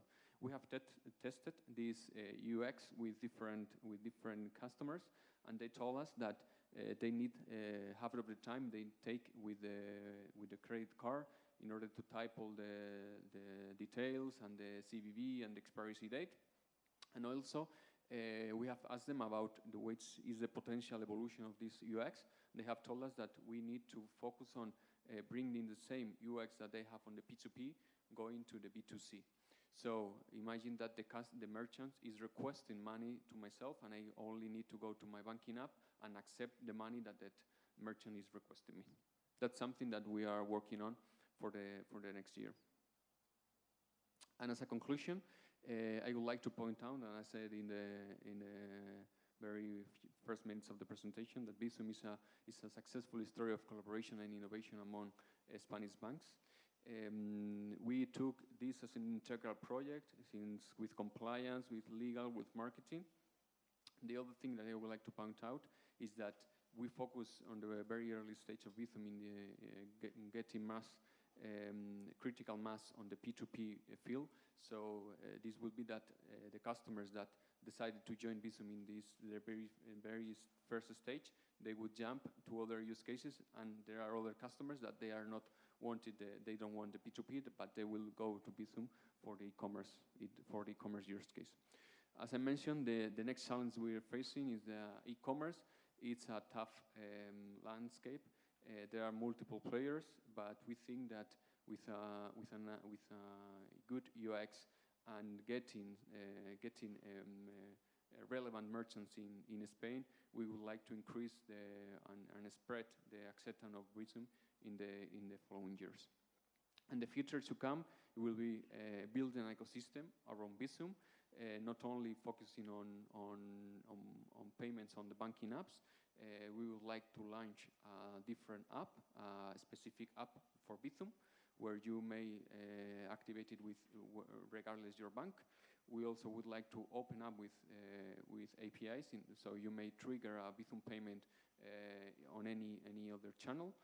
For example, as you may be aware, or Splitwise or Settle Up, that you register the payments and then you can launch it from it. That's something that we have also asked to our consumers, to users, and the main challenges, as I mentioned before, is they demand service evolution as having a dedicated app, like Bizum app. 1 out of 2 tell us that that would be a proper evolution, and they also demand new use cases as in-store payments.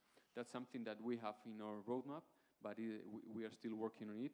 But since the pace we have taken that, okay, let's launch P2P, let's grow on there, get a customer base, then go to e-commerce, and once e-commerce is consolidated, we will go to in-store payments. So that's it. Thank you. Thank you, Fernando. Now we are welcoming a new bank's representative, which has been very much innovative and dynamic for years. Crédit Mutuel Arkéa is a French bank. And so I am asking Hugues Mercier, who's heading the offers and back office department, to show how Crédit Mutuel Arkéa is innovating. Thank you. Well, at least we're trying to. Thank you very much, Angelo. I will try to jump back and forth over the previous presentations. I'll try to be very brief on how good we are and how innovative we are. Just so that you are all aware, Arkéa is a French regional bank. Sorry. We are very, very tiny if we have a look at our national footprint. We are based in Brittany, in central France, and in the southwest. And how do we move from a traditional regional bank to probably the biggest suppliers to fintech in France as of today? How do we do white label banking for like 8 years now? How do we do that, and how we move from innovation? We've seen P2P matching IBANs with mobile phone. We've tried it like 8 years ago, and it was a failure because we were all along, and I would like to move back to that because, and I think that's one of the strengths of Bizum, and we will see that with Paylib.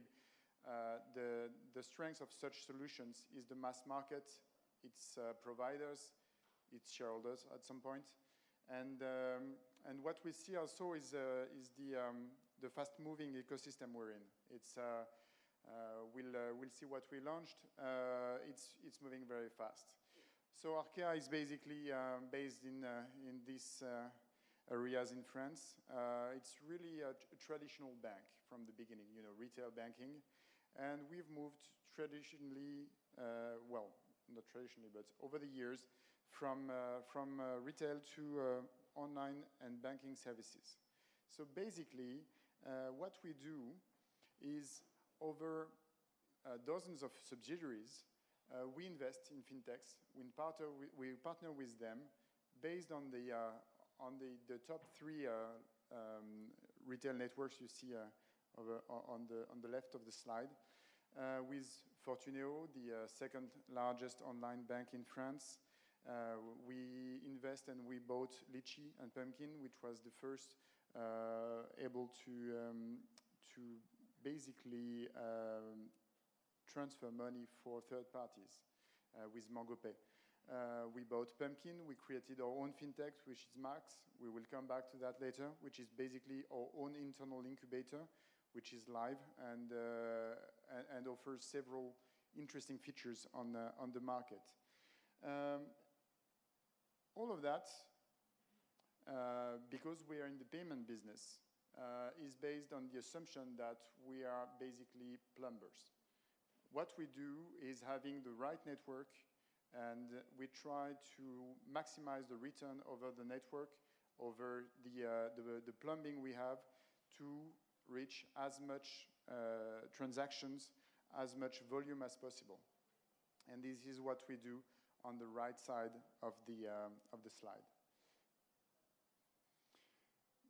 We've been doing innovation for quite a long time.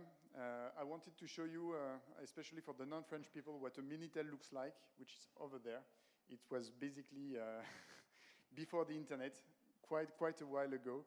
And we were the first bank to offer customers the ability to access their accounts in 1982.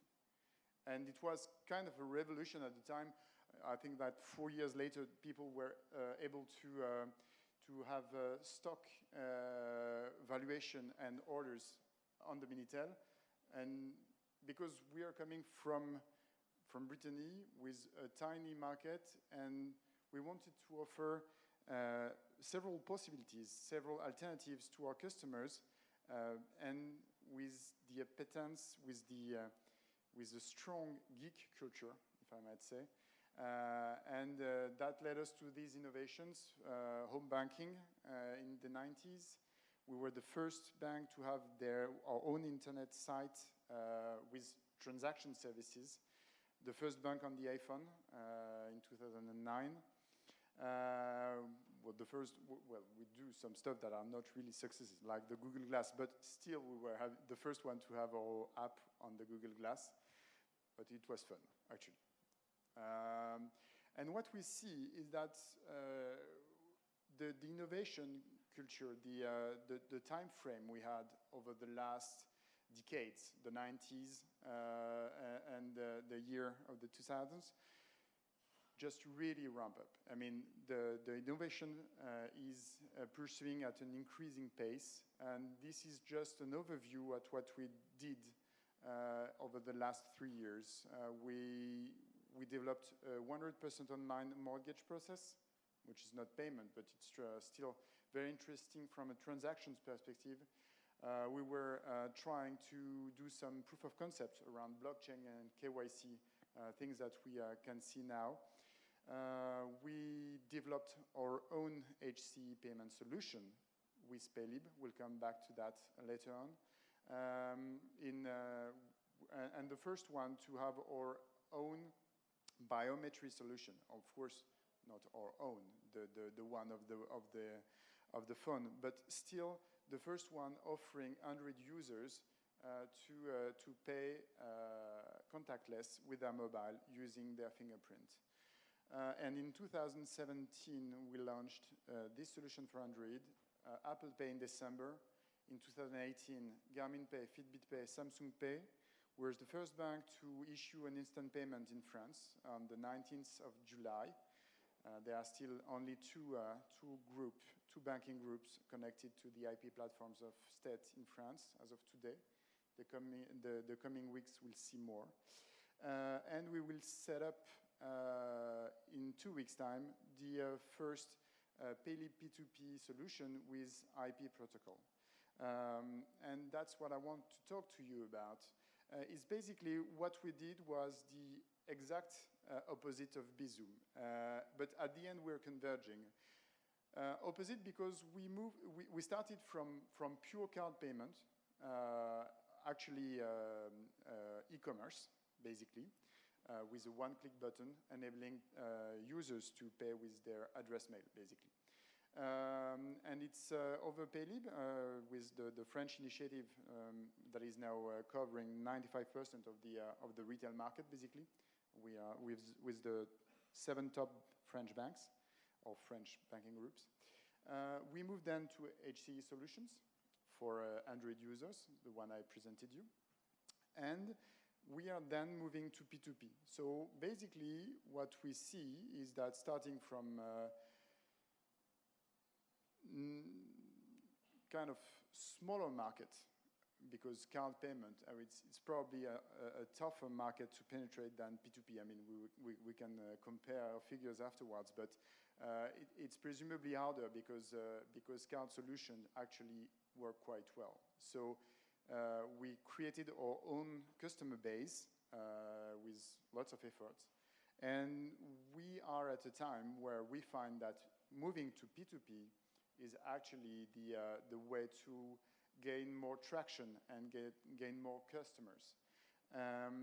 So in the end, I found Fernando's slide very interesting, the one on the European solutions. What we see is that you have people that started from cards, basically from payment, and moved to P2P, and some of the other ones that started with P2P and moved to payments. And basically, at the end of the day, they all propose the same type of product range. And maybe we did it the wrong way around. I don't know. I mean, only the future will tell. But we moved from payment to P2P, basically by creating our own interbank database hosted by State, where we match phone numbers and IBANs. So basically, you go in the app, you search for a contact, or you type a mobile phone number, and it automatically reaches the database and transfers the money. And if not available, there is an SMS sent with a link, and the people can register and get into the database. And moving to that type of solution with instant payment, basically, that was our goal from the beginning, and the banks will move to that over the coming month, will enable us to ease the money transfer. And I think that instant payment will really change things over the coming years. And because our beliefs, or mine as well, as such, is that the customers, they look for flexibility, transparency, and security. And the banks are quite well positioned to offer that type of reassurance. And the act of payment, well, what is paying actually today? I have probably all the solutions, Samsung Pay, Apple Pay, I have all of them. Basically, to me, paying now is just tapping my phone or my device. So that's one thing, but maybe we can do it differently by using instant payments. And that would be a major shift. I mean, I believe that instant payment is the next big thing in payments. As long as the experience is, I hate the word, but seamless. And as long as we offer similar services and quality as the card, because the card actually, that was Angelo's introduction, the cards works pretty well. And what I find interesting is that all the neobank, all the fintech, they all are based on payment solutions, on card. They all try to differentiate on card. So plastic is not dead, but we see, I believe that we will see new alternatives such as IP-based solutions. And on the other hand, very innovative card payment solutions with embedded services, additional services. And that's what we did actually with our own startup, with Max, for example. Max is a meta card. It's a true meta card. You aggregate up to 6 cards into one with its own application to manage, to aggregate your accounts, aggregate your cards. And you can upload your Max card into any digital solution. So if you are a customer of one of our competitors, basically, that does not propose Apple Pay or Samsung Pay, you have your Max account and you can upload and embed your Max card into one of these wallets. So basically, we are trying to empower the usage of payment and therefore to develop new strategies, new partnerships through this aggregation. So the card still is a hooker. There will be still money made. I mean, I tend to disagree with what has been said before about the fact that payment is dead and that there is no money to be made with payment. I strongly disagree. I mean, I believe that the margins are decreasing, but there is plenty of room for actors that will try to switch up and to create value for customers and provide better services, specific services for on-purchase transaction. I'm buying an air ticket. I mean, whether I pay with an instant payment or with my card, as long as I have the same services, as long as I have the same insurance, I don't mind. I mean, I'm just paying. That's it. And after that, I can offer him additional features. I mean, are you sure you don't want to have extra insurance over your trip? I mean, you're flying to New York. I mean, do you want to have like free exchange rate over the period? I mean, I can do that. I mean, we've been addressing the data topic over the last hour, but I can do plenty of that when paying. So there is still plenty of room for the banks to make money and to develop new services. But in the end, the peacemaker will be the UX. Well, that's my belief.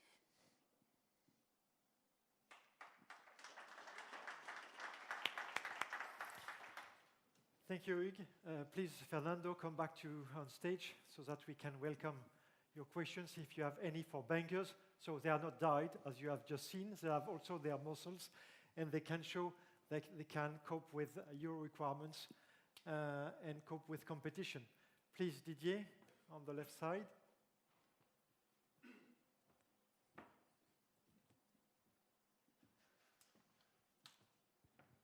Yeah, it seems that there was some contradiction with what we were saying with payments as a future, even if margins are decreasing. And at the same time, you are saying that the future is instant payment. And we all know that with instant payment, there is no business model at all for the bank. Why? So there is a question my question is for Bism. I would like to better understand how the Spanish banks are considering the future growth of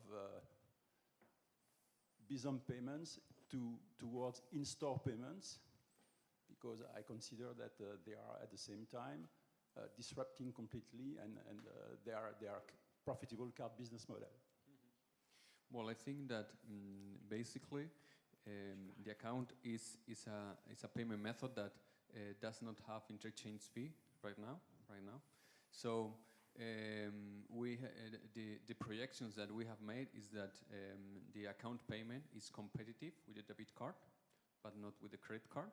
So in that arena, we think that Bizum could provide some benefits to the banks if we are moving some online payments from the debit to the account.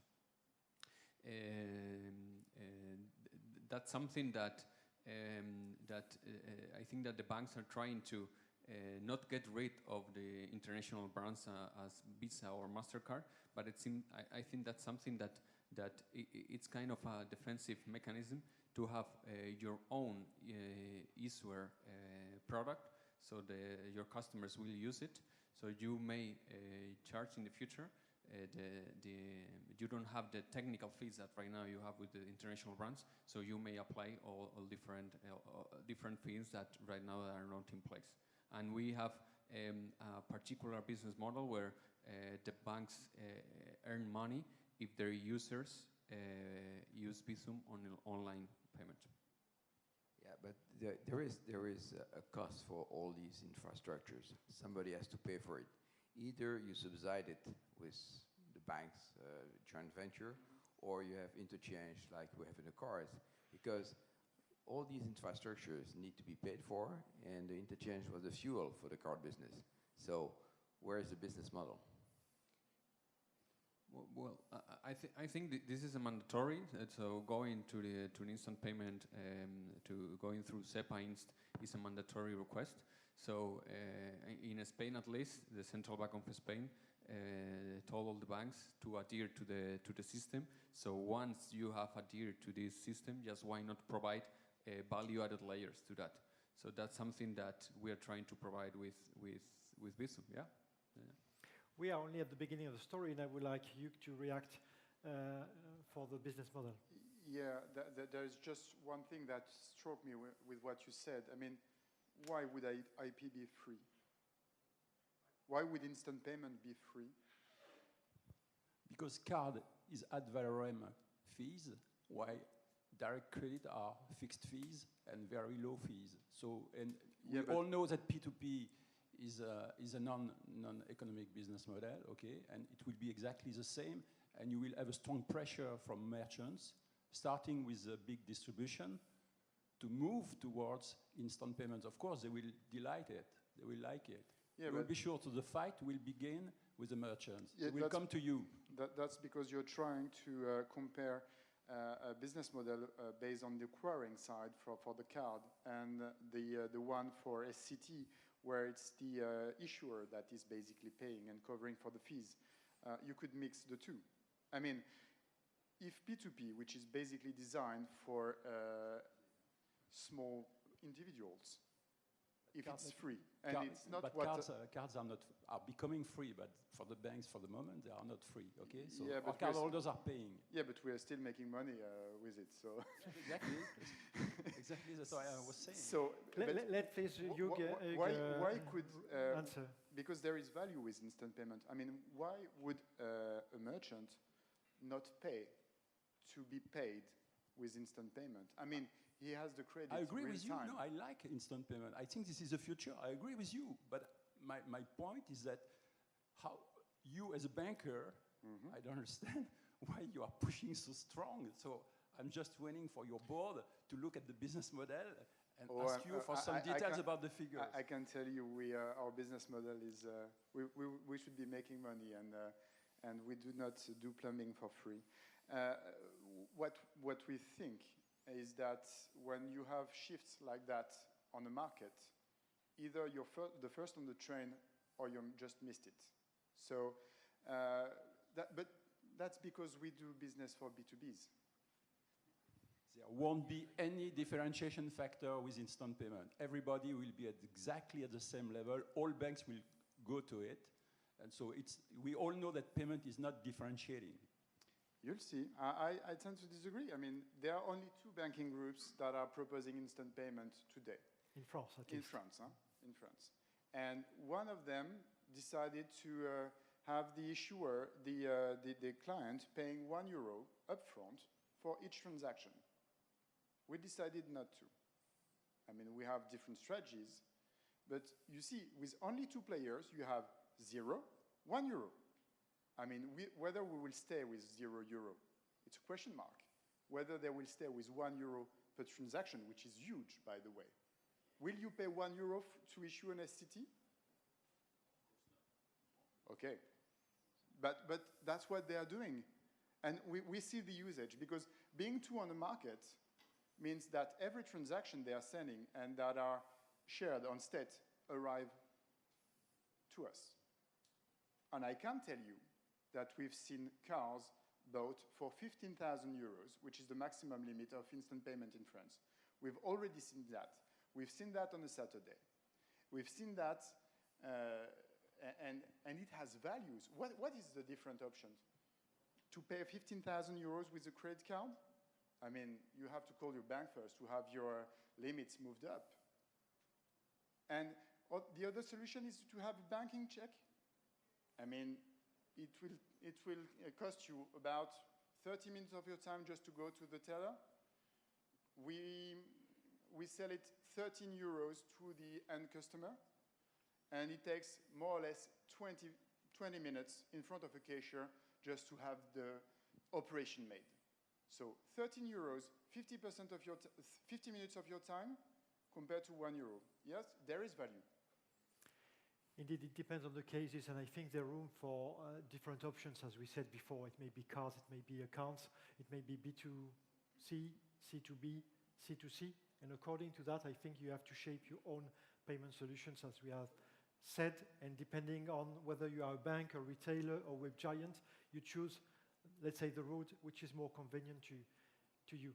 Any other questions for our bankers?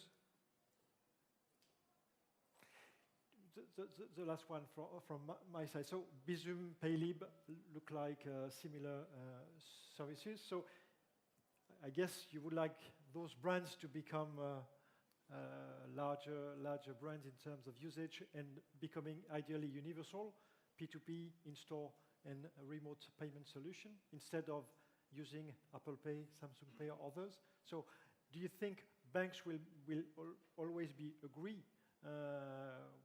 via such a coalition to make really a marketing push and get that brand really famous? Well, yeah, I think so, because we all tried our own solution on our own. I mean, I was mentioning the money transfer via phone number 8 years ago. It was a failure.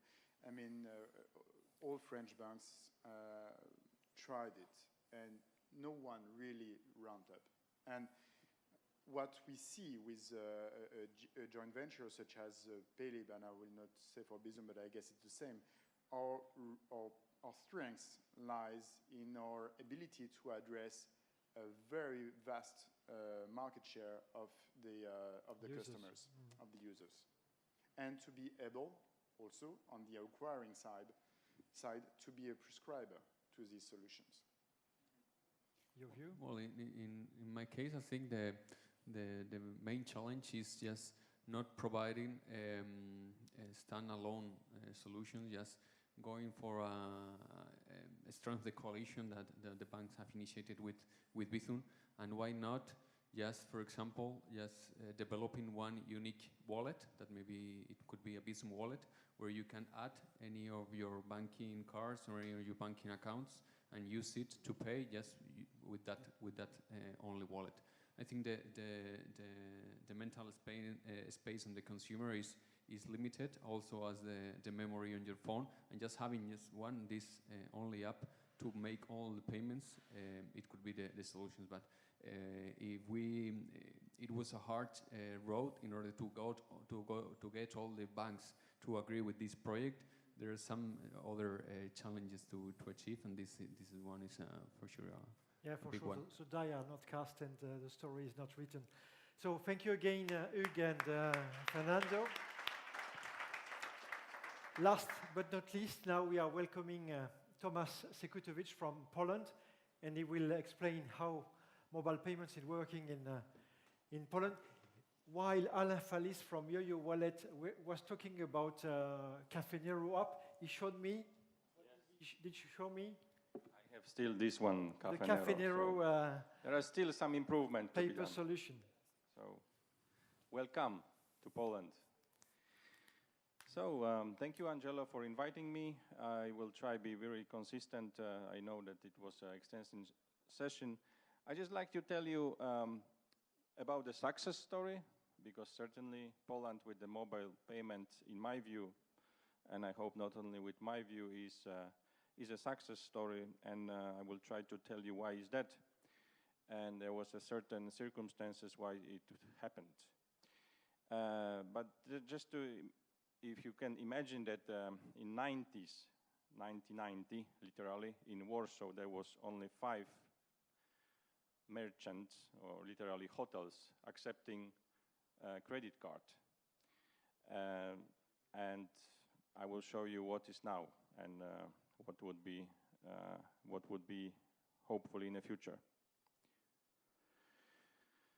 So, I decided to start with this one, why Poland is a bit of different when it comes to operations in mobile device. Still, as you can see, there are some comparison, and people are really spending a lot of time in a mobile device, and I can say that for some reasons, Polish guys is doing even more. That was as well. You can see the what are the growing rate of mobile users. I will not tell you these exact things, but of course this will be available, so you can check how this was evolved. But that was one reason about the success story in Poland about mobile payment. But the other one is really interesting, because you can see there are some fresh data that around 500,000 merchants already accepting the cards. But it's not only this one, because there are 33 million of cards in the circulation at the moment, and really the majority are with the contactless. The same thing, it was thanks to the a lot of programs from the vendors, but as well from the banks, and as well from the government, that was a lot of support to install POS terminals. So you can see that we have 700,000 terminals already, and 99% are equipped with a contactless. So in that sense, this really boosts compared to, for example, if you remember the presentation from US in the first, that what is the difference? So this data compared to the numbers of telephones in a circulation, and all these mobile phones, how the people are using this going to the conclusion that there is certainly reason why it's so successful. I will tell you what we have, what are the numbers we have. This is a bigger presentation, but I will skip it, because it's a time not to think about numbers only, but just to tell you something which I think it's really interesting.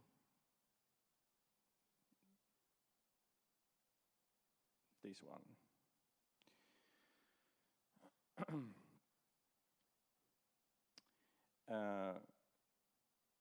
Polish people are paying with their smartphone more frequently, and in 2017 the customers banks joined the European, and it's even more popular than in other European countries. So that's one characteristic. The other characteristics are that there is a certain increase of digital wallets. So We have Apple Pay, we have Google Pay nowadays, started in June. But what is interesting, before these giants came to Poland, there was strongly characteristic that HCE payments started to be really interesting. And nowadays, there are more than 1 million people are using HCE payment in Poland. The freshest data from Q3 this year, there is 1.8 million users of contactless mobile payment. So it's 500,000 than in Q2 and about 1.2 million more than in September last year. So you can see how fast this evolution is going place. And Apple Pay is as well pretty successful. Started in June this year with 9 banks, and they have already 200,000, more than 200,000 active users. So you can see that the history makes it really interesting.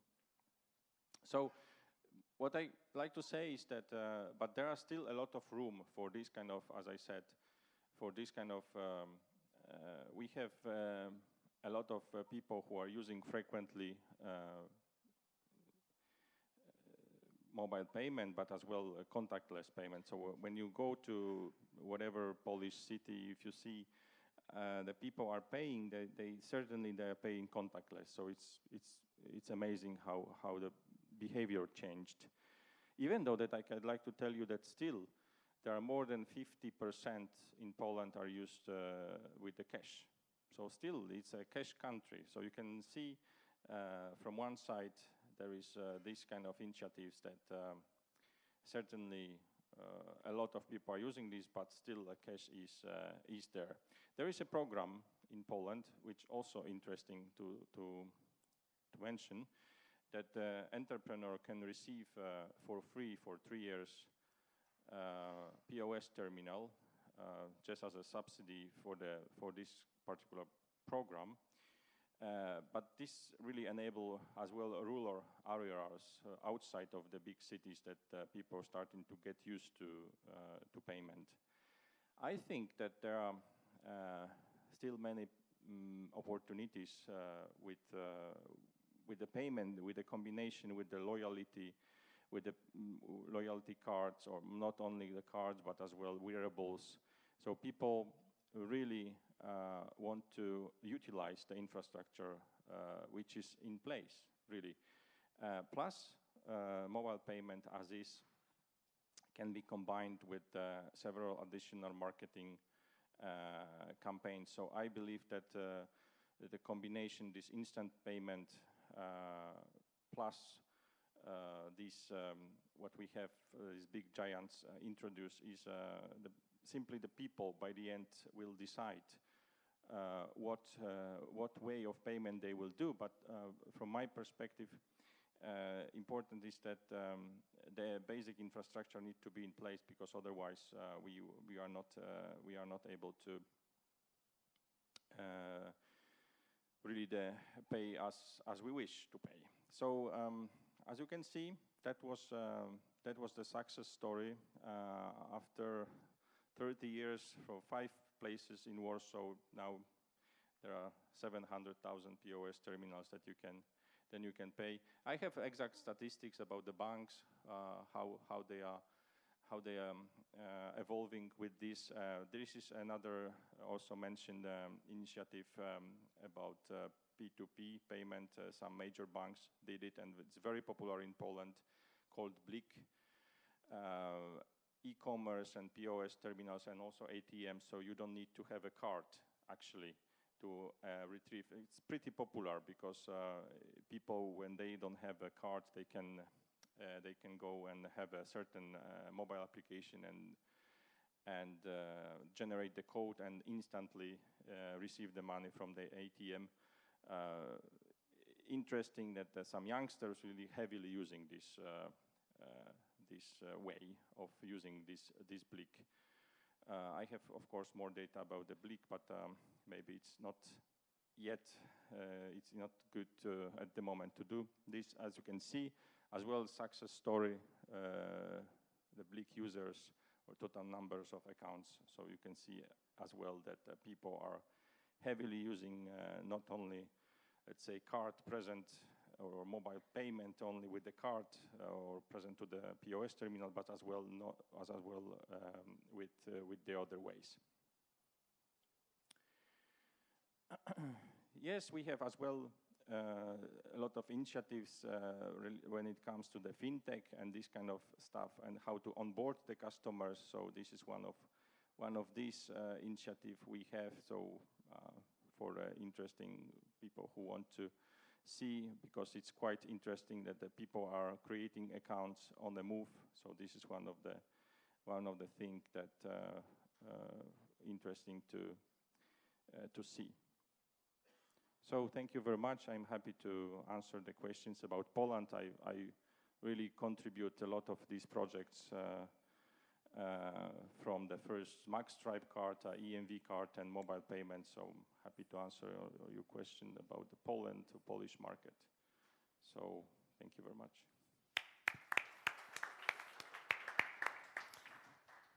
Thank you, Thomas. So now you have another flavor of the Polish market. So dynamic country, contactless. Huh? Yes, fully. Congratulations. So the first question. One question here. Thank you for the presentation. Thank you. Can you please come back on BLIC? Yes. Can you explain a little further how it works? Is it similar to the former initiatives we've seen? It's similar to the French. What is the French initiative? Paylib. Or Bizum, yeah, for Bizum. instance. This is the application, basically. There is consortium of the banks, not only banks, but mainly. And there is a mobile app, and there is a code which is generated. So, for example, if you'd like to pay in front of POS terminal, you have your mobile app connected to your specific wallet, and then this is generated, and then you put this generated code and you pay it. That's one way, which is in the front of POS. If you are in the front of ATM machine, then if ATM is ready for that, then you are presenting this code to the ATM machine, and then you receive your banknotes. And then in e-commerce site, if you like to pay whatever, the most popular in Poland is called Allegro, which is a kind of eBay and Amazon. It's also quite interesting that both are not so popular, but you can pay also in the e-commerce presenting this one-time code, and the transaction goes smoothly, and people really like it. I'm not an advocate of BLIC, but basically this is success story. I'd just like to tell you. If you are interested, I can provide you a lot of more information and also connect you with the guy who is promoting this strongly. Question here. So thanks for this presentation, very clear. I see that Poland is very advanced market in terms of payments and is well balanced between digital payments with e-wallets and contactless with the card. Which are the key drivers that you have recorded in your market in terms of why people use e-wallet, why people use contactless? Which are the different drivers behind these two key events in your market? I think the key driver was that people like to have a really smooth payment, so flexibility, so this contactless. I think this initiative when the vendors from one side, but as well banks, heavily subsidize POS or contactless POS terminals.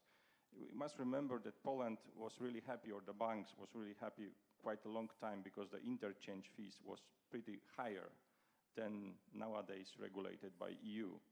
So that they had the space to subsidize this. This is from one side. The other side, that government really want to get rid of the cash. And why consumers choose generally e-wallet rather than contactless? this is the... Okay, so, and thanks to these statistics I have, the people just started, as they are starting to, well, still they believe with Facebook and all this, so they are thinking that, okay, if I have a Google Pay or Apple Pay, it's the same level of security as payment with the card. So they believe that payment with the card is really secure. So if those giants are behind this and I'm just touching and paying the same way as I did before with the cards, so it's really convenient and I can do this. So that's the reason they switch. But I can tell you still that the card is really the key. Okay, the statistics are pretty amazing. For example, for Apple Pay, even though that in Poland only 7% are using Apple, but still people are using heavily cards, and cards are most convenient way of payment. I believe that these initiatives with, from one side, to have different form factors, plus for the cards as well, and combining with some additional features. I really like some of those initiatives I heard today about, for example, this yo-yo, to combine with the payment and to have a certain value for the customer, that the customer really believes that, okay, I bought this coffee and instantly I have the loyalty points and I don't need to carry all these papers with me. I believe strongly with this, and this is the second wave after this mobile, that to have it, the customer really see some benefits that they are using certain applications. Any other questions from the audience? Okay, so we can thank again Thomas for his contribution. Maybe a few takeaways before you leave. We leave. I think the promise was got, I guess, in terms of presentations from different speakers.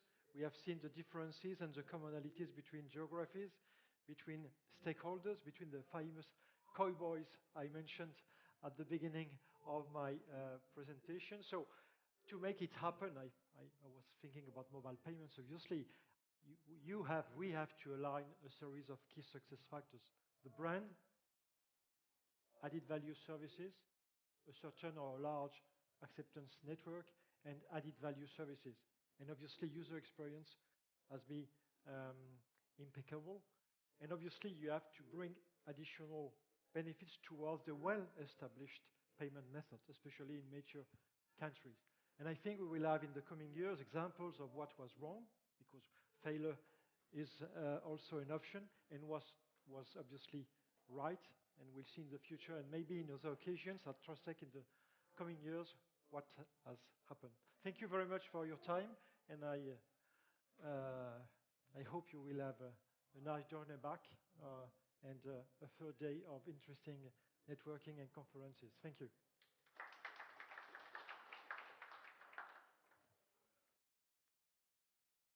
Thank you, Fernando. Very good.